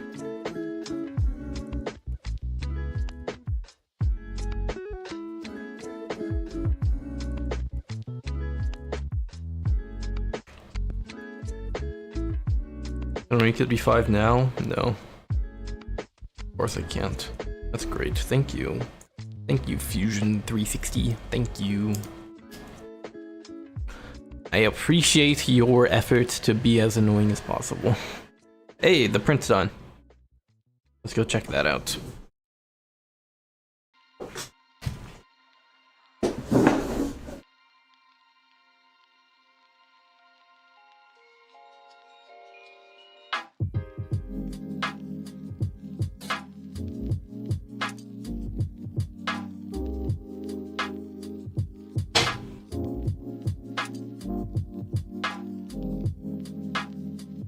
Yeah, it's basically just a whatchamacallit.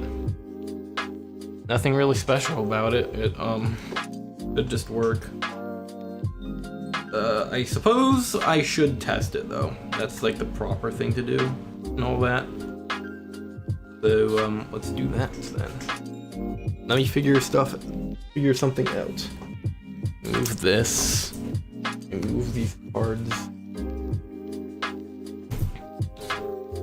And let me figure out a good spot to put my smartphone tripod camera tripod smartphone. Whoa, that rubber band melted. Yikes. I'm surprised because it's basically brand new. Ew. Ew. How did that happen? Ew. Okay, that's cool, I guess. Great, thank you, rubber bands. Okay, now I need a new rubber band. There's one right there though, so that's okay. It's not that big of a deal. Watch this one get gross as well. Joy, oh joy.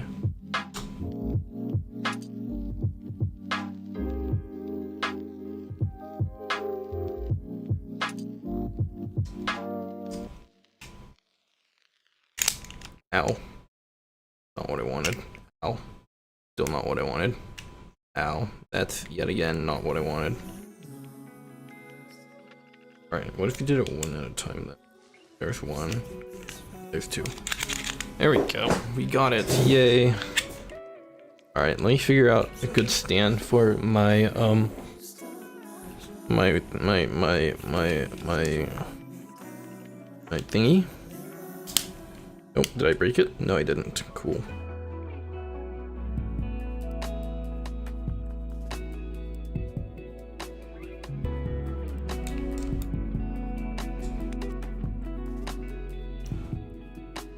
Oh, I know. We can use these card things as boxes and stand as boxes cards. Yes, yes.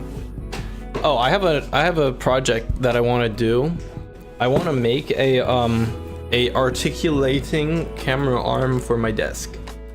I have an entire plan on how it's gonna work and stuff, but I haven't gotten around to doing it yet. Let me set up my smartphone, my mobile device, such that it can be a camera on the desk. What the volume button? Nope. Press the volume button. Cool.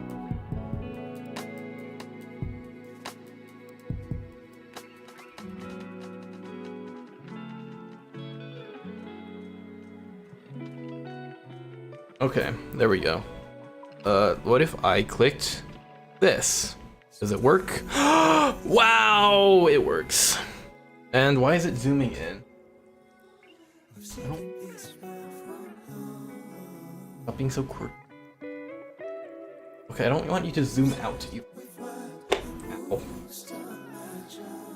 Reset my zoom to be 1. Thank you.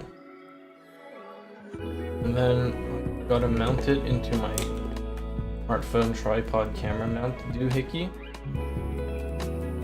Look, you can see my air conditioning remote. Wow. Okay. Boom. Here's the old one. This is that's Addo. I need to take it apart. And yeah, that's it. So let's get working on that. Let me go and get some more boxes so I can put my the phone higher.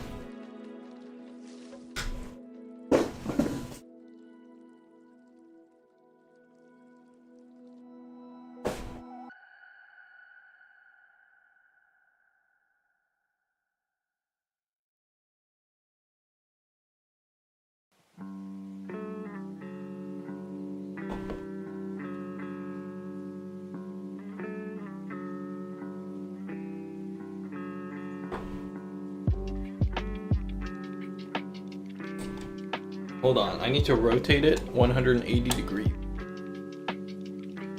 Here, this is the tripod and it's on. I'll put it like like that. So I can spin this around a little bit.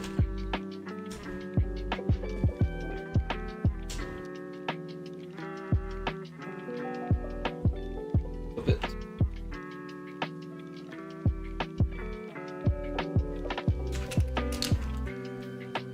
And yes, I am using Droid Cam, and yes, it does work. And no, I did not pay for Droid Cam Pro. So, haha. Take that. You can probably barely hear me because I'm really far from the microphone, but whatever. That train. There we go. Boy. Oh joy. Now here's what we need to do. I can put my headphones back on. Oh, you can see my screwdriver. Wow, lttstore.com. You can see my kazoo. Wow, it's the kazoo. Audio's good? Good. You can see this Florigato I've got randomly. Alright, I need one of these. Actually, that's the wrong one.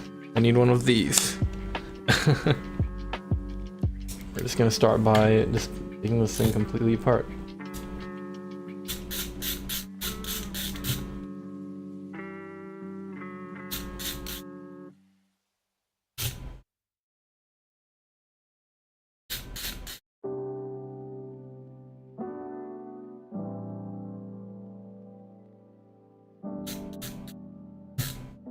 I'm not sure how loud the screwdriver is on the mic.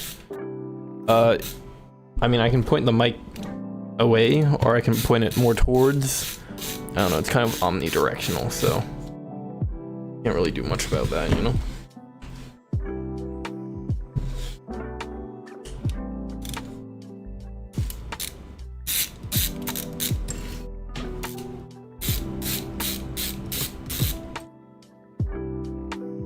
Nope, I just dropped onto the floor. Thank you. Thank you. What is this? Oh. It's a bolt with a single nut on it to make it shorter. I don't know why I did that, but I guess I had to. It's probably because of space limitations. Or I just made a mistake. Either one is equally likely.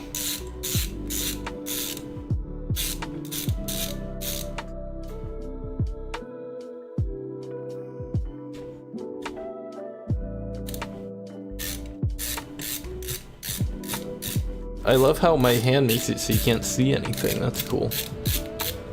Yeah.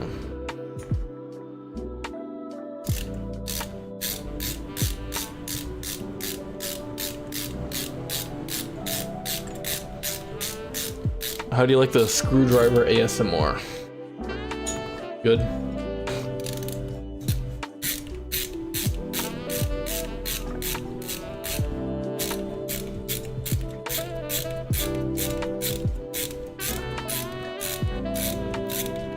I like how this one is just long.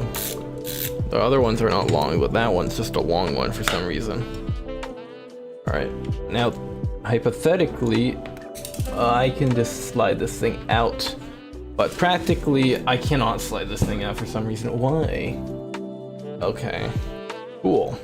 That's cool. Let's, yeah, do that. Oops. There's T-nuts all over. Alright, we're gonna move the T-nuts over there, along with all of these little pieces of hardware.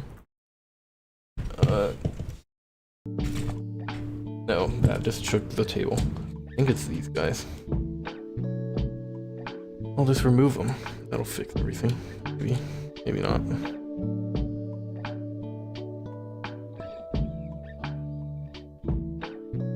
So it's stuck. Where is it stuck on? Question. Today's mystery.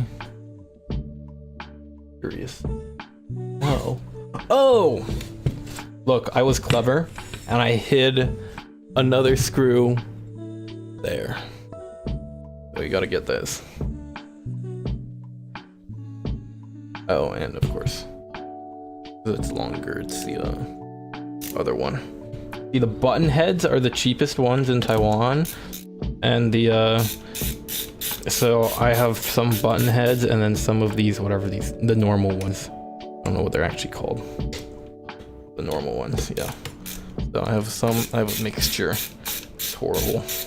I do not recommend getting or owning a mixture of the two. Get this out.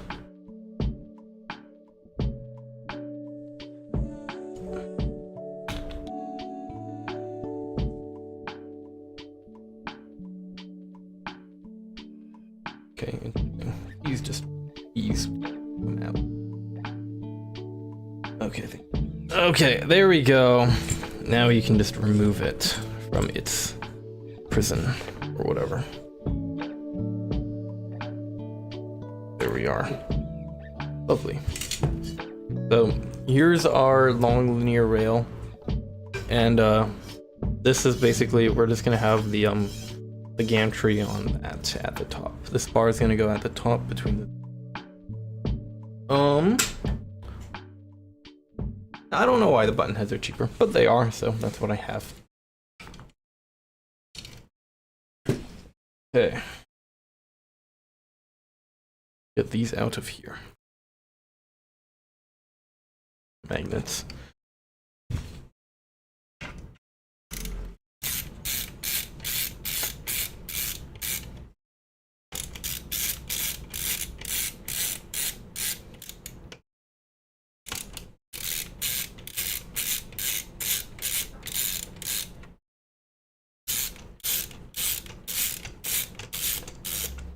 There we go. That now out of that. If you look at that, that's a part. I think that's PTG. So the black ones are PLA, and they're also printed on the old printer that I was borrowing from a friend that didn't work. So, you know, they're the last remnants of that printer, or something like that.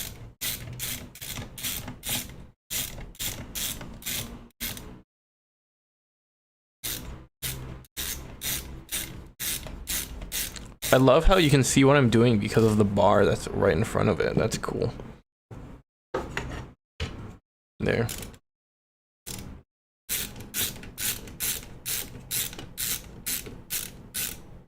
Hey, why did my music stop?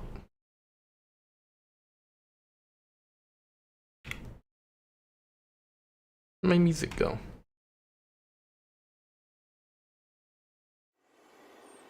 There we go. Very cool. Why is it so loud now? I don't want it to be loud. Quiet is good. Alright, where was I? OBS. There it is. Found it.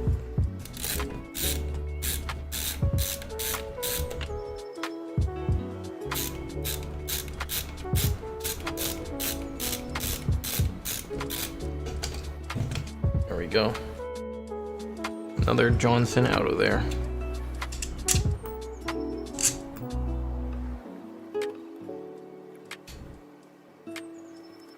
Okay, now we can get to disassembling the frame. This is where it's going to be miserable because it's just a big mismatch. Now, these pieces, I think we can reuse them because they're basically just this. They're the exact same thing. I just modeled the same thing again, right? Except this one's orange and cooler and more awesome. Actually, they are slightly different. This one, if you see, it has the aligning things, so it has little aligning bumps. You can see it, there you go, like that.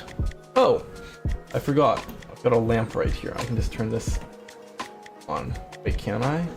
I think it's the wrong LED light bulb color. I'm for sure.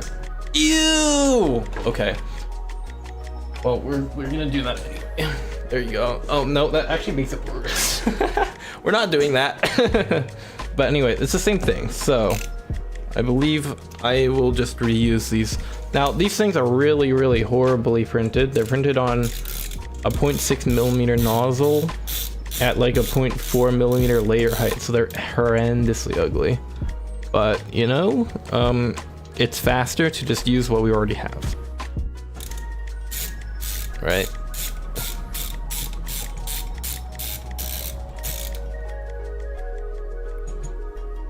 Okay.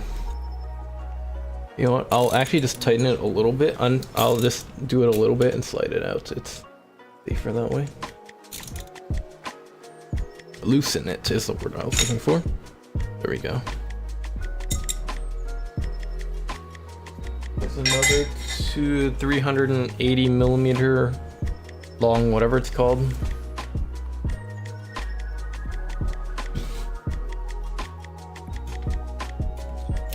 Oh, there goes a screw. The ground. Boy.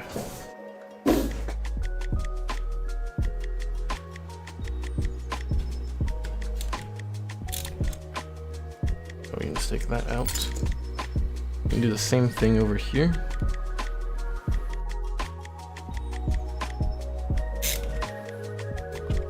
Yeah, so if you want to see how ugly these are, there's an overhang. You can very distinctly see those layer lines. Like, that's not good. But whatever. That's okay. Oh, I just moved something. Oops. For reference, this is what the overhangs look like on my good 3D printer. Right? Very smooth. Very normal. Barely any artifacts, but there are some. But yeah. Actually, you know what we can do? We can do it the other way around. Alright, those are the flathead. I don't know what they are called. Please remind me so that I stop calling them the wrong thing. We can actually just disassemble it the other way, and that's better. Move that out of it. This is the hard drive that failed. Don't buy that. That one's bad. I mean, like, SSDs don't die in 2 years unless the company really screwed up making them. Right? So. Oh gosh. It's stuck. Never mind. It's fine.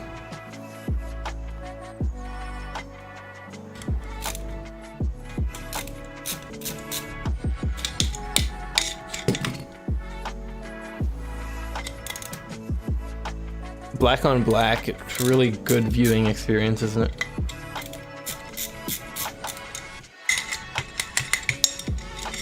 There we go.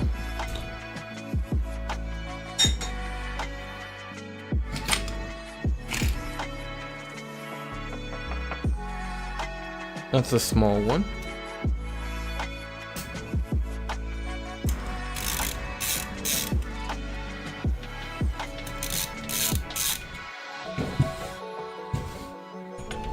You know, it's not a good sign that I can easily loosen them with just my fingertips. I probably should have tightened them more in the first place. But alas. Whatever, TM.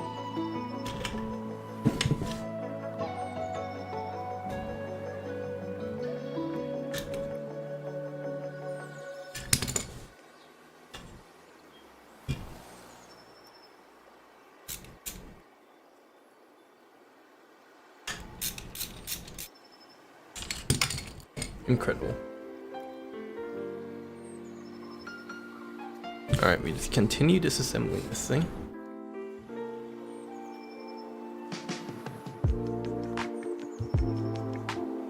Yeah, this frame has been done for a very long time, and then I never got past making the, finishing the frame. I just, stopped. And, you know, that's not good. I guess one benefit of orange is that you can see it. So, that's nice. Maybe I do just reprint them just because it's prettier. Ah, yes, practical reasons why. Alright, that should be good. Oh, yeah. Oh.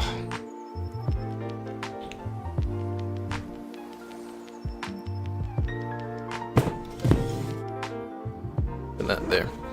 Yeah, I think after, well, once I get like burnt out on this thing, I'm going to do the camera jig. I'll design a new camera jig. I think that'll be a pretty exciting project. I've got an idea for it to automatically like,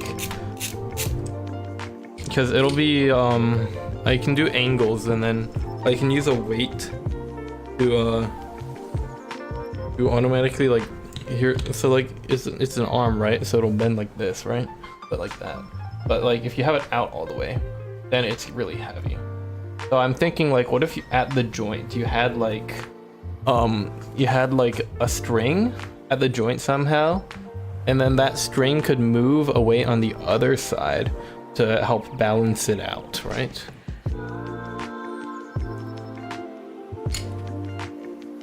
I'm not sure how that would work, but I think I theorized it and it like worked in my mind. So you know, that's the best. That's how it works all the time, right? Anyway, am I using the right one? No, I'm not.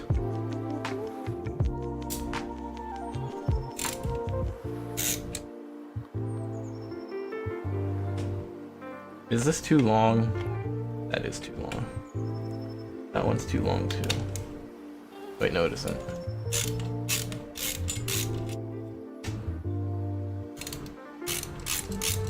It's actually the exact length, so that's cool.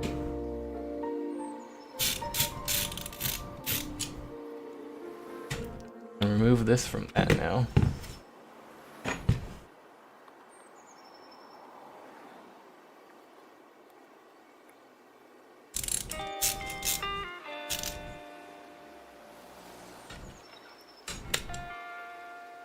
Okay, there we go.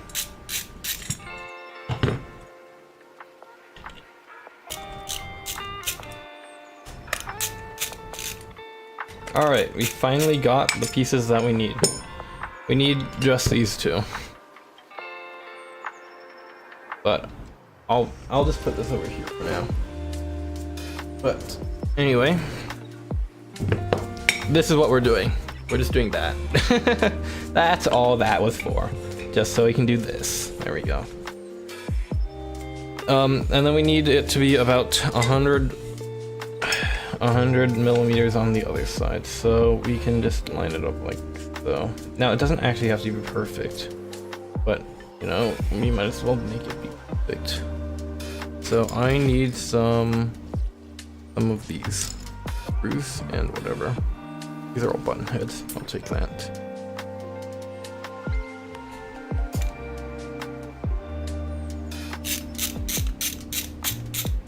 You know, I should have been printing another one.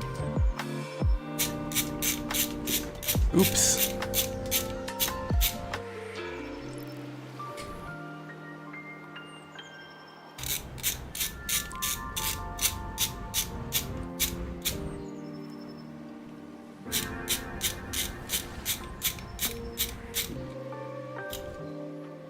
I mean, could I have just used this exact same black one? Yes.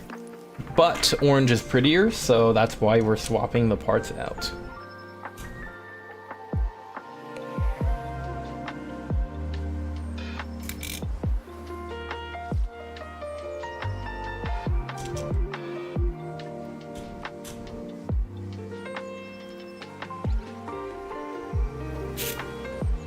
And I used to stream like regularly, and then I have a lower reason why I stopped streaming. But I might save that lower reason for another day, because it's a whole long discussion. It's not really like, it's not that bad, but it's just like a bit of a pain, you know, so. Right, you go in. There we go.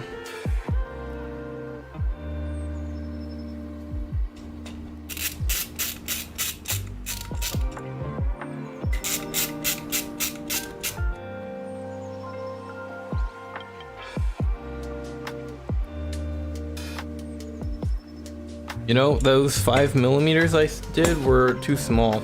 It needs to be bigger than the 5 millimeters. How many millimeters is this one over here? Well, that's why you test. Wait, that is 5 millimeters. Then why is this 5 millimeters worse than that 5 millimeters? Curious. Oh, it's because it's at the 45-degree angle instead of the 30. That's just why. Well, that's okay. Whatever. It's fine. Not that big.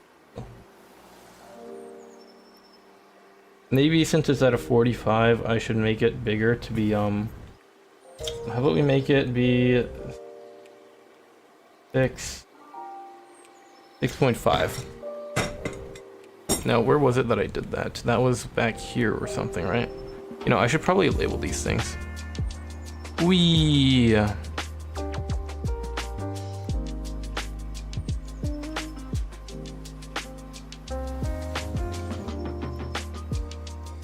Oh wait, that was right here.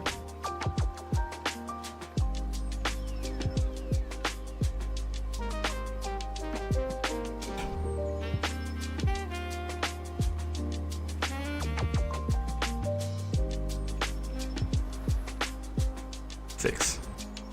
0.5. That's why did it not leave the center point in the center? Cool. All right, now we have to figure out how to do that. It's not that hard. It's just annoying, you know.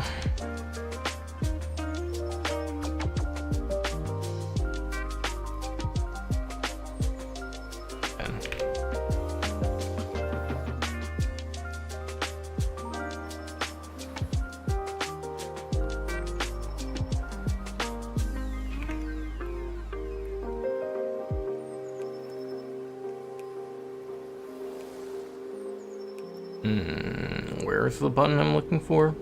Not that one. So linear is like it. Yes. That one too. And I want another sketch dimension of this. One should be 6.5. Wow. It should be pretty much exactly the same, but better. Wow. Look at that. It is pretty much exactly the same. So maybe instead of 1 millimeter, we do 2 millimeters. 2. Oh. Okay, maybe we do 1.5. Oh, 1. 1.5, I think is a good number. Yeah, I think that's about right.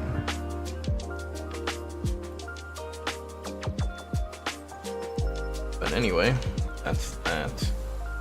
Now we just attach it to this.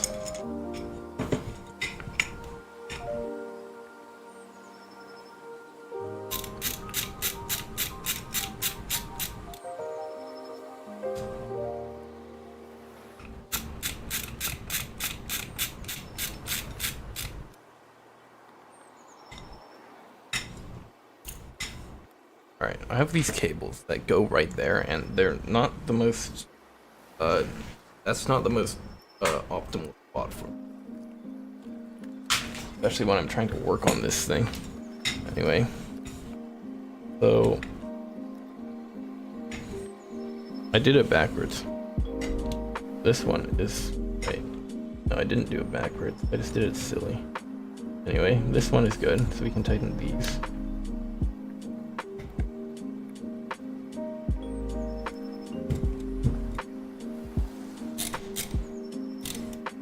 Alright, let's double check that that's good. Yeah, that's pretty solid. Then I need to move this one such that this is 100. Yeah, of course it's exactly, oh wait, hold on, I can just do it anyway. Alright, I need to loosen those. See, that's why I did the box style frame for the old one, because I didn't have to measure anything. But now I do have to measure stuff. But that's okay. I mean, technically, I don't need to measure it, but I would like to measure it. Because that way it's perfect. There we go. I just need to hold it together so that I can just tighten this. There we go. Okay.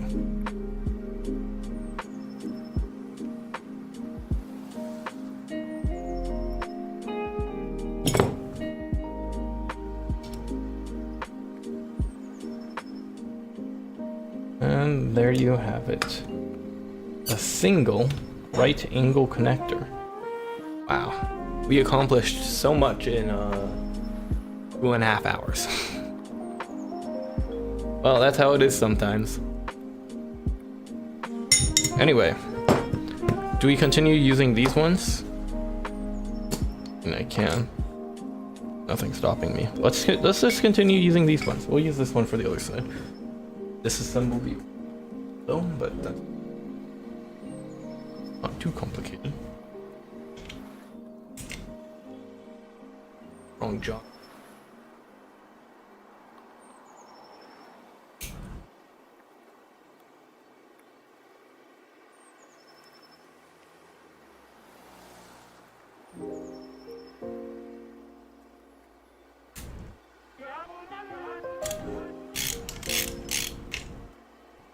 That was just...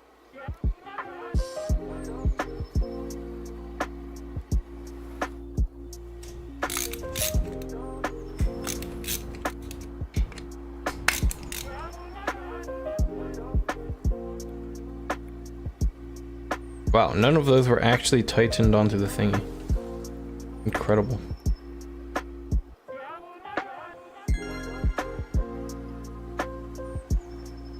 I don't know why. Oh wait, I do know why.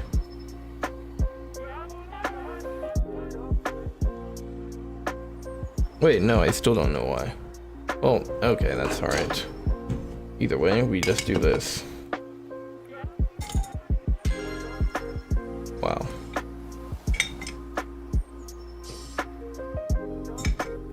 Yep.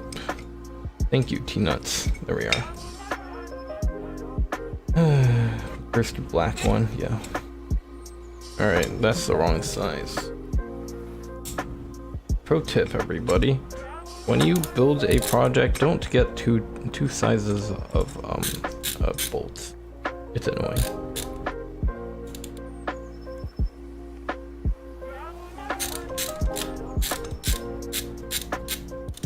There we go. Then we measure it.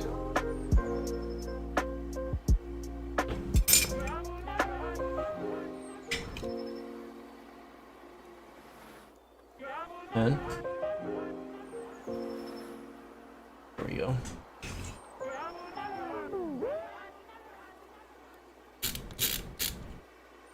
There we are. Huzzah! We did it, chat.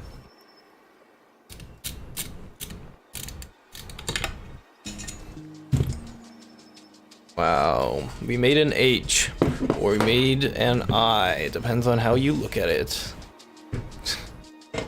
So, that is our platform for the robot. I suppose I can print the other part now. After I figure out the whole, whatever it's called, issue. Tangent? No. Not tangent. What is the term? I don't remember. Anyway, we can click this now. My phone is hot and at 38%. Very nice. Plug that I can plug in my phone into a USB. I don't have a convenient USB near me, but one can dream, right? One can dream. I figure that out too.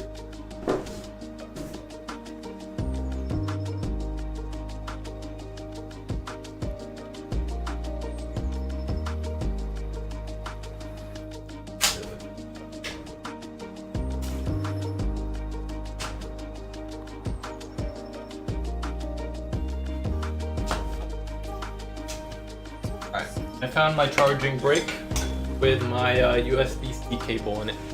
There we go. Now we can charge my phone. Wow.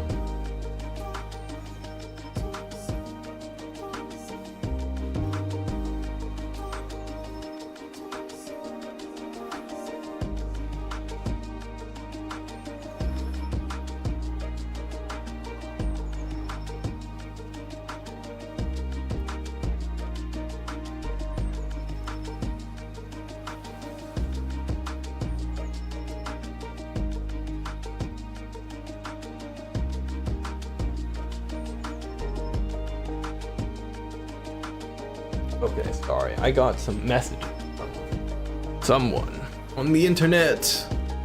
Oh, not messages from people on the internet.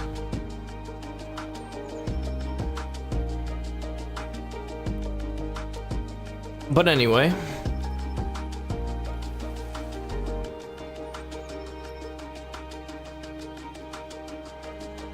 Doing the cringe thing. Go away. Go away.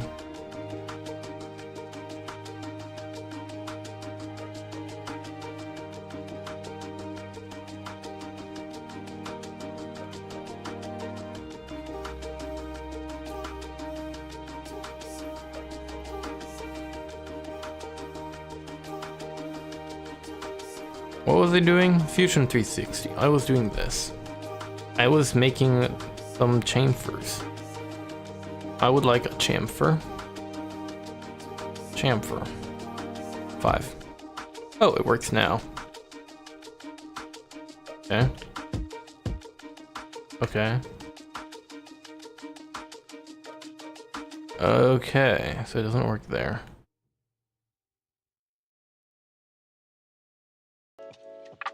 Why is that? That is so weird.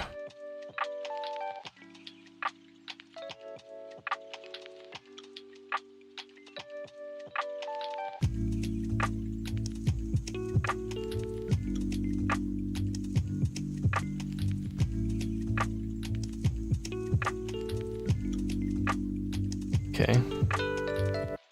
If I just did this and pressed 5. Yeah.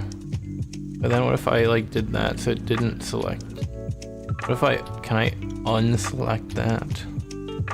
No, I can't. Okay, cool.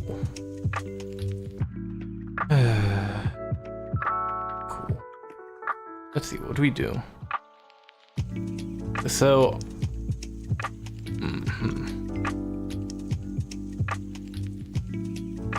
maybe I move the chamfer before that whole thingy.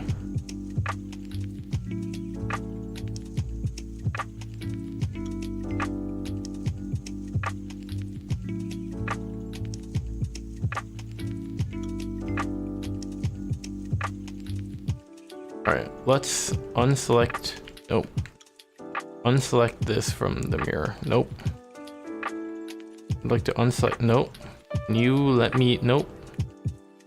I would like to. Nope. Oh gosh. Deselect everything. I would like to mirror that. I guess we can mirror these two.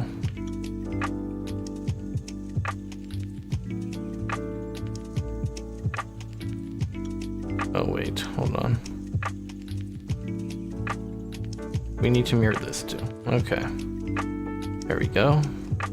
And then I can move the mirror before I extrude the holes. There. So then I can go back here. And then I can click chamfer onto, not that.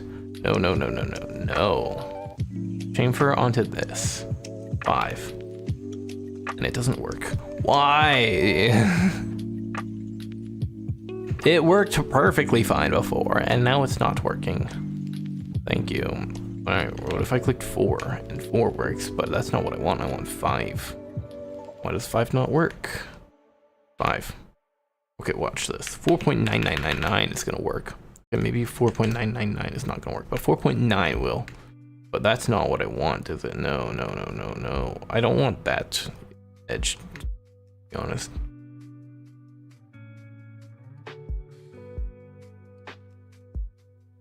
I basically want exactly this. But I want it to not interfere with that corner piece, basically.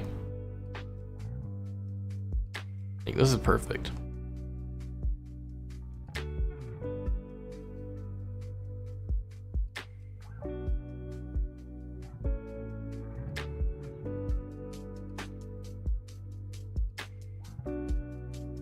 I just realized something. And it's that if the measurement for the 380 long piece is any like shorter or longer than it should be, is that this entire design fails. So I need to redo this so that it can have tolerance.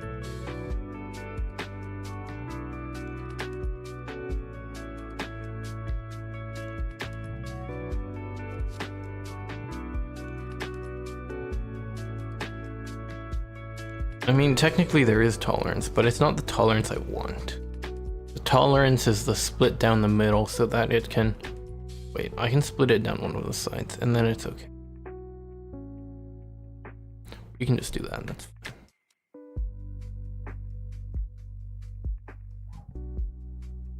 Split it here. Yeah.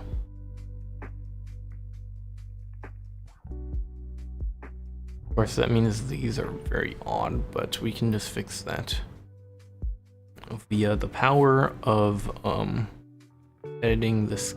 No, editing this. No, editing this sketch. Bye bye. Bye bye. I'd like to move this there. Yes, right in the middle. Smack dab in the middle. That's not the middle. You can go here actually. Okay, you can go here actually. There you go. That's in the middle. Finish the sketch.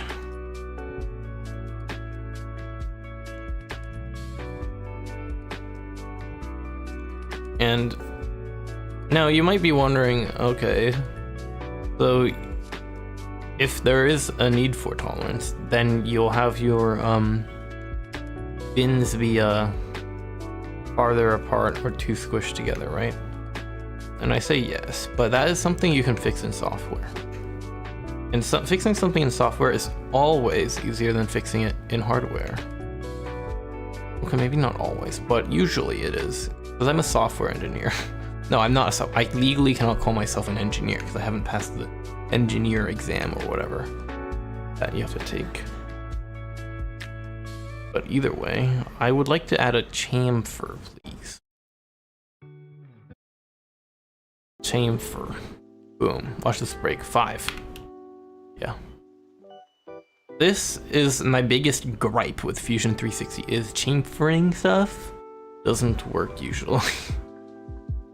Even though it like should. I would like to chamfer this thing. 5. See, it worked before and now it's not. Even though it's the exact same thing. See, if I grab that, it works. And if I grab that, it works. And if I grab that, it works. And if I grab that, it doesn't work. Even though this geometry is the same as that.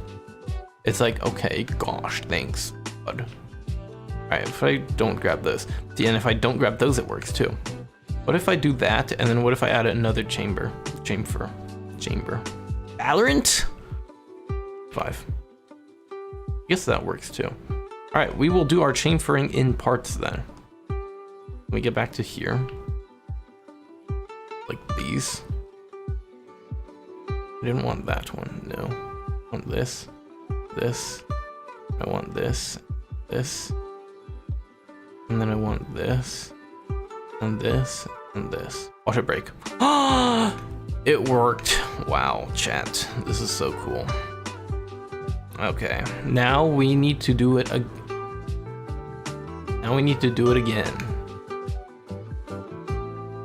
But here, and here, and if I click 5, it'll work. Wow, look at that. Wow, look at that. This is crazy. And they said it couldn't be done. Boom. Incredible. And then I might as well add it there too. And there. What happens if I add it here? Does it? It does look cringe. I'm gonna put it there and here. And then I'm also gonna put it here. That looks good to me.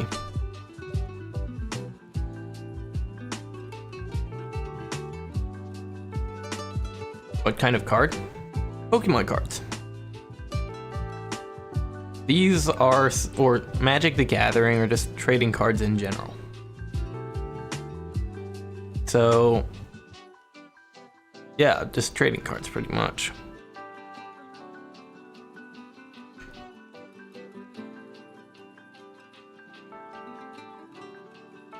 So I believe that one is good. We can click OK on that. And let's do another chamfer. I want it on this, this, this, and this. This bottom edge. This corner.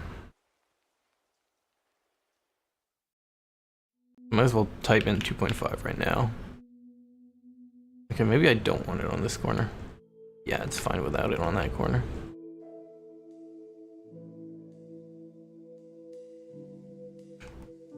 And then I also want it here and here and here and here. And on these. That looks good to me.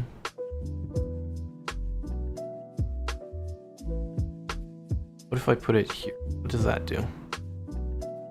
Oh, that's so much better.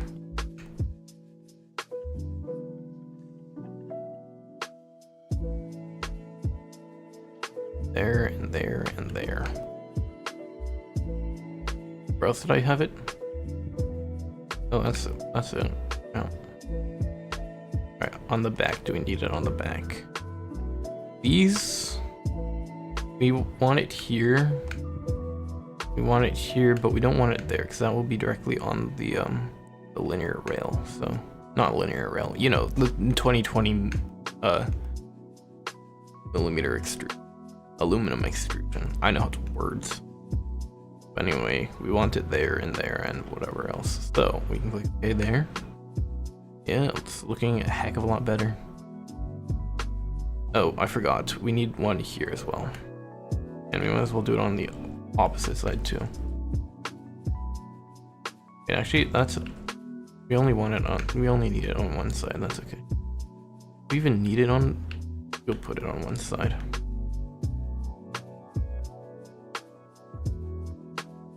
Actually, we'll add another one. We'll get it there and there. And then what is 5 divided by 3? Some number. We'll just say 1.5. I think that looks good. That looks good enough to me. This is what I call, this is what I consider Nile Blue. Cause like, you know how when you watch Nile Blue, he's always like, and that looked good to me, so I decided to go with it. That's just what I'm doing, but it's CAD modeling.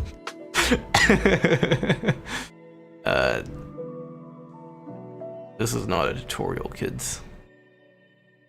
Want that feature along with that feature, then I would like it to be paired along this. Okay, there we go. Look at that. Not bad at all, not bad at all. So this will hold our vertical one, and then it just attaches directly to the base via T-nuts and screws. So, do we want to add the whole dealio thingy? Little guys. Do I care enough is the question? No, I don't care enough. All right. Because I don't want it to be messed up entirely just because I added some thingy. So here's what we're gonna do. We're gonna add a construction plane. I need it to be, I need an axis. No, I just need to cut it in this line. I need to cut it here. So, I'm just gonna do this. And do it the old-fashioned way. Manually by eye.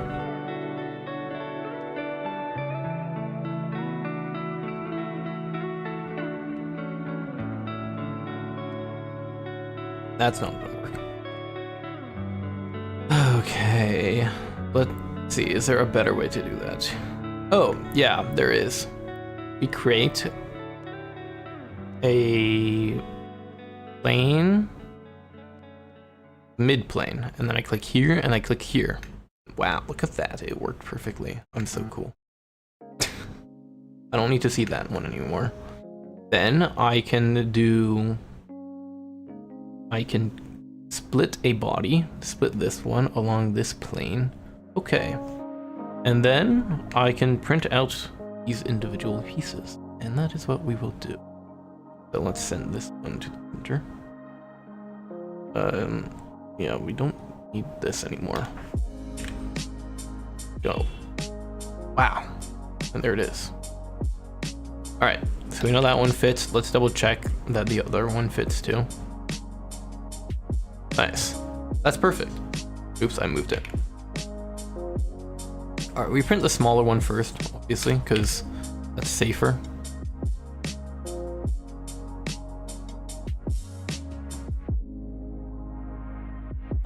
And I need to change my filament.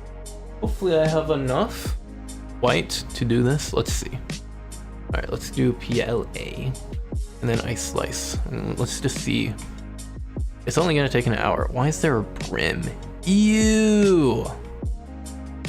No one likes brims. Ugh. How do I disable a brim? Brim type. No brim. Bye bye brim. Place. You know, I kind of don't like that sharp edge. But I think it's okay. It's okay. Not a big deal.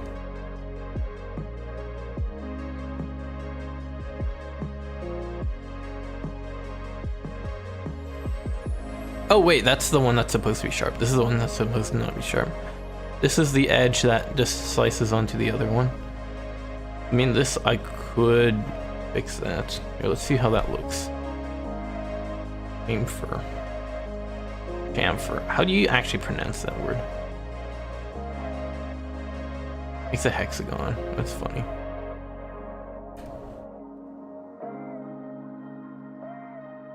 No, that does not work.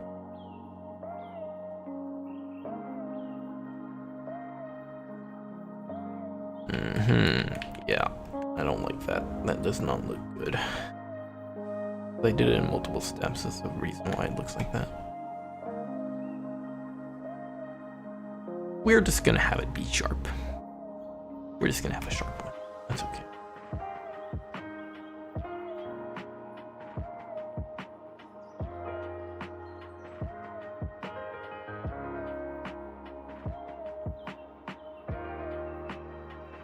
And go back to here. And it'll take an hour and a half. That's not bad at all. Alright, let's go and change the filament.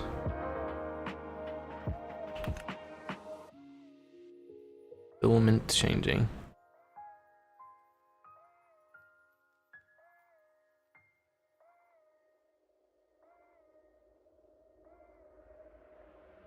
And we draw the circle.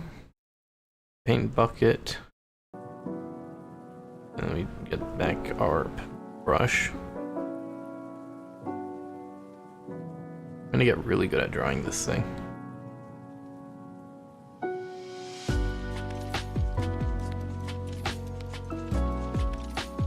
Okay, I did not need to add 5 lines there.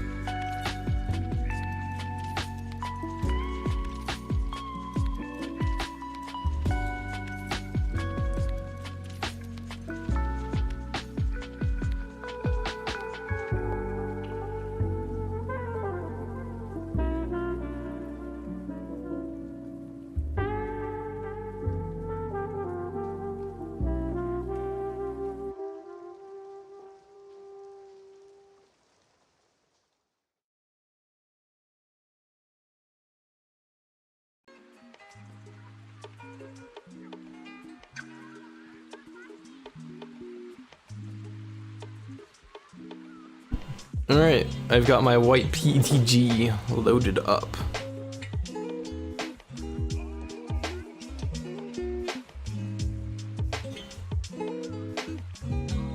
So that'll take some time. But anyway, I guess we'll go back to PETG. I thought I had some white PLA, but we don't. So we're gonna go back to PETG. And it'll take like 5 hours or whatever. Yeah, it takes like twice as long for PETG, and it's like, gosh, what a pain. I should buy some PLA.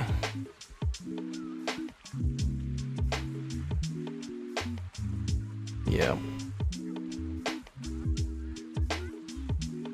But hey, a benefit of PETG is that you don't run the nozzle fan, which means that it's quieter.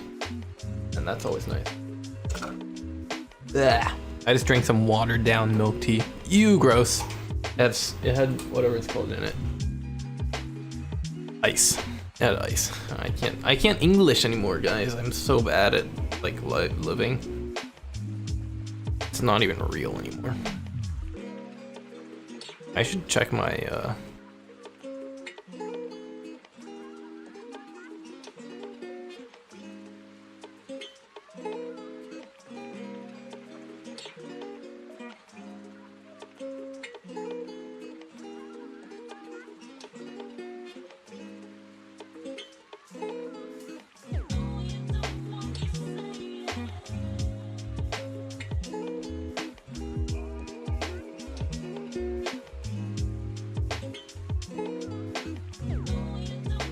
what am I doing? I can't remember. Oh yeah, I was 3. Let me go check that out.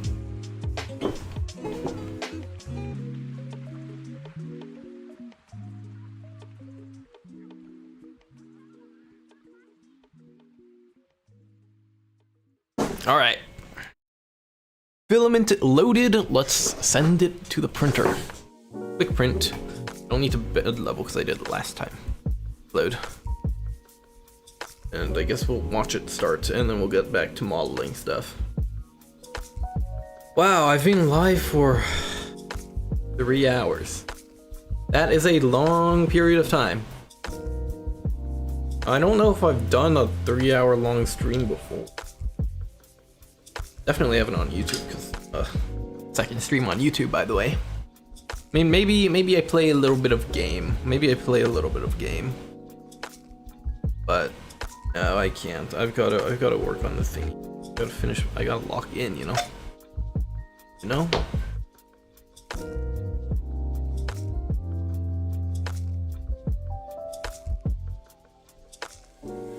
What was I locking in about? Fusion 360, everyone's favorite. Okay, we can visualize everything now. So, get rid of that. This is what we have. That's a card sorting robot as of right now.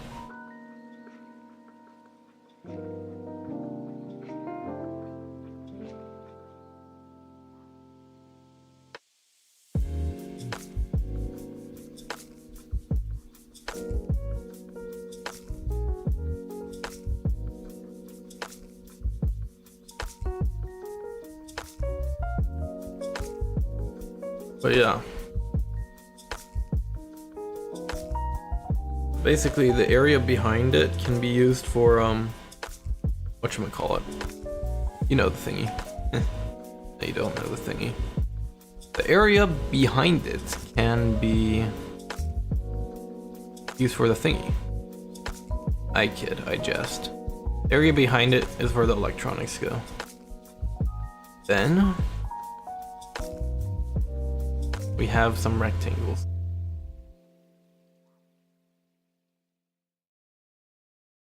I believe it's 220 millimeters. It's this piece again.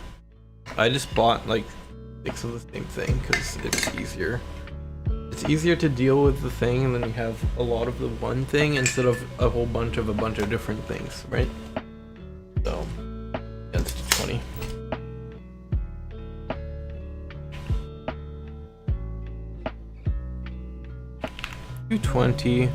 I don't want to join, I want to make a new body. There we go. That's how high up it will go.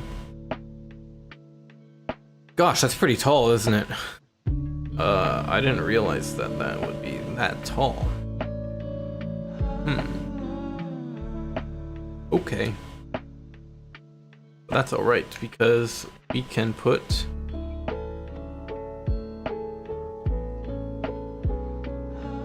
our 380 millimeter long piece of aluminum extrusion in the middle, like that. Now, this is technically bad design. If you're gonna have weight on this, it should be above this piece. But do I care? Not really. I'll just put a bar that goes there, and it'll be fine. It'll be fine. Trust me. Trust me. Trust in the system. It'll be okay.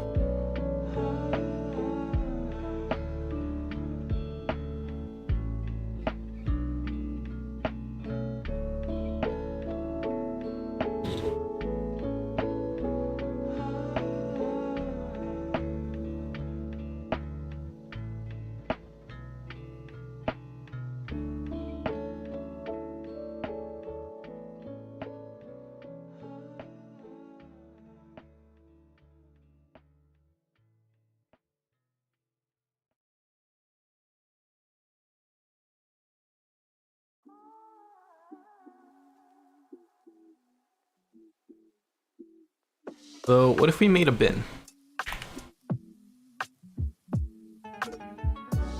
So a bin is 70 by 95. No, it isn't. 70 by 100. That's the wrong one.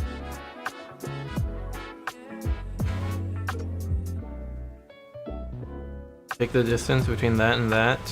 Yeah, so that's 100. And then this and this. 75.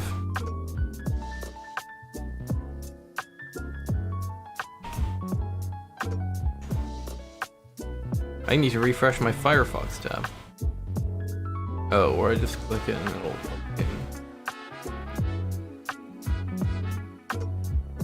I'll just leave it like that. That's fine.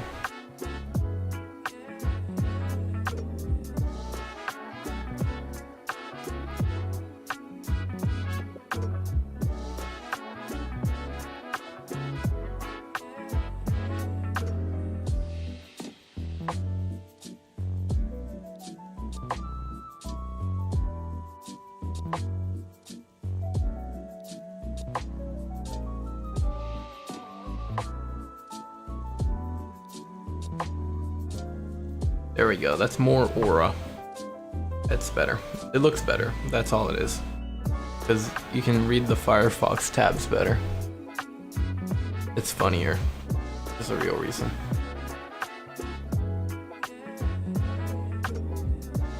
Anyway, let me pull up the Firefox again so I can get rid of it. Okay, we have this box. Inside of the box lives our rectangle of 65 by 90. The card, I believe, is 88 by 63 or something like that. So, extrude this up 5 millimeters. Okay, maybe we have to extrude it 10 actually. Then I put the chamfer here, 5 millimeters, and that will slot into these trays.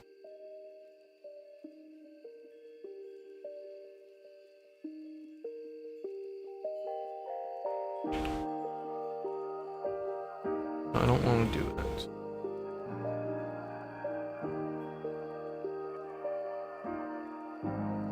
It doesn't matter, we'll just make it. Actually, we don't need to do this that much. We can just do this 5 and it will be okay, trust me. New sketch here. Rectangle. Like so. And then I also need to make air gaps for the air to go through. I'm thinking something like that. This is one of those things which I'll have to test. but it's also one of those things that's just fairly easy to test.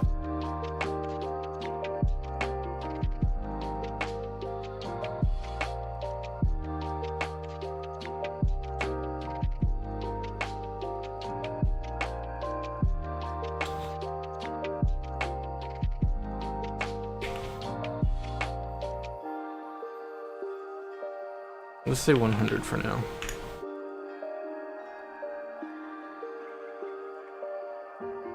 So that's where our cards go. That's it. Fairly simple, isn't it?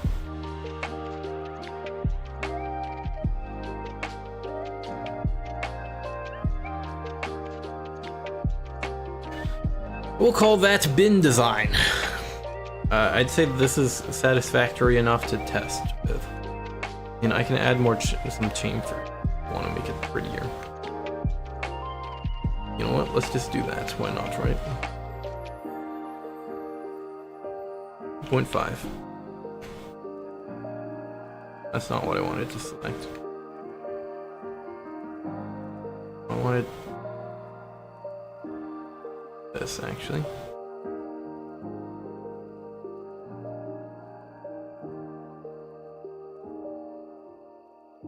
Sure.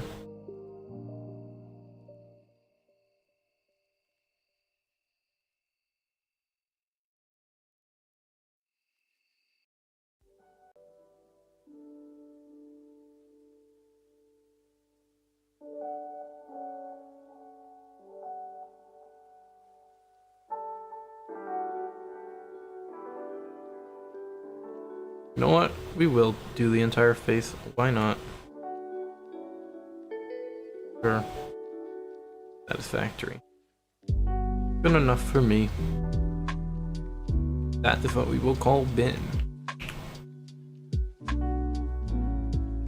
I want to save this into CSR. Call it bin.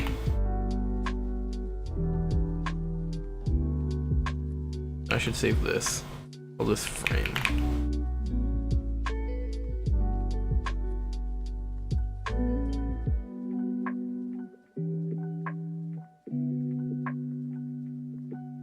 Okay.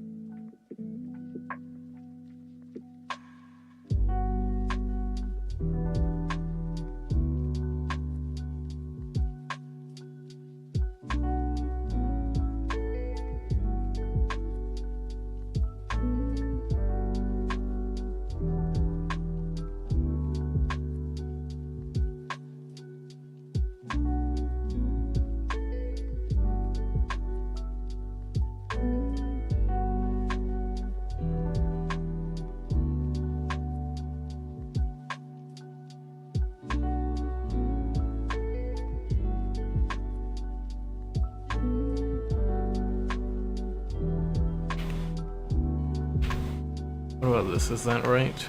No. Minus 2.25. How about that? Is that right?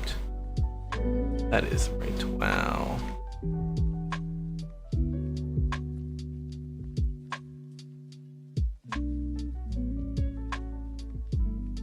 .5.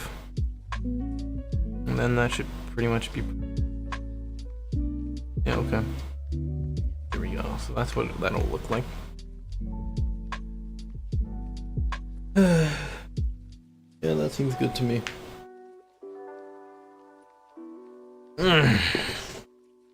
Okay.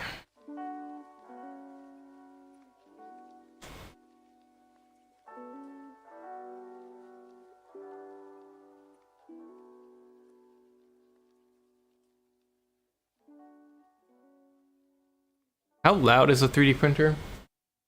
It is going in the background. You can probably hear it, but whatever. My noise gate gets it, so that's what's important.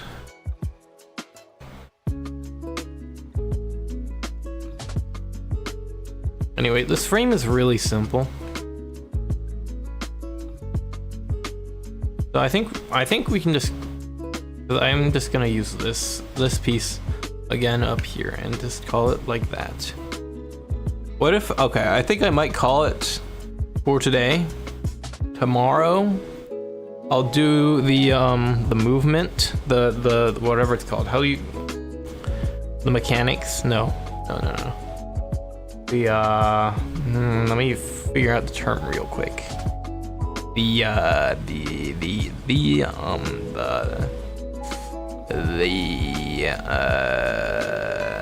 The motion system. That's the word I was looking for. The motion system. Tomorrow I will do the motion system, and I'll do the motor mounts and all that jazz, so that I can get to our left and right movement. I think that'll be good. Yeah, I think it's time for a break right now. Anyway, thank you for watching.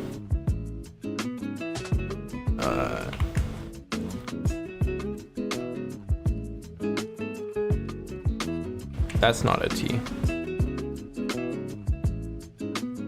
Thanks for watching. I forgot the C.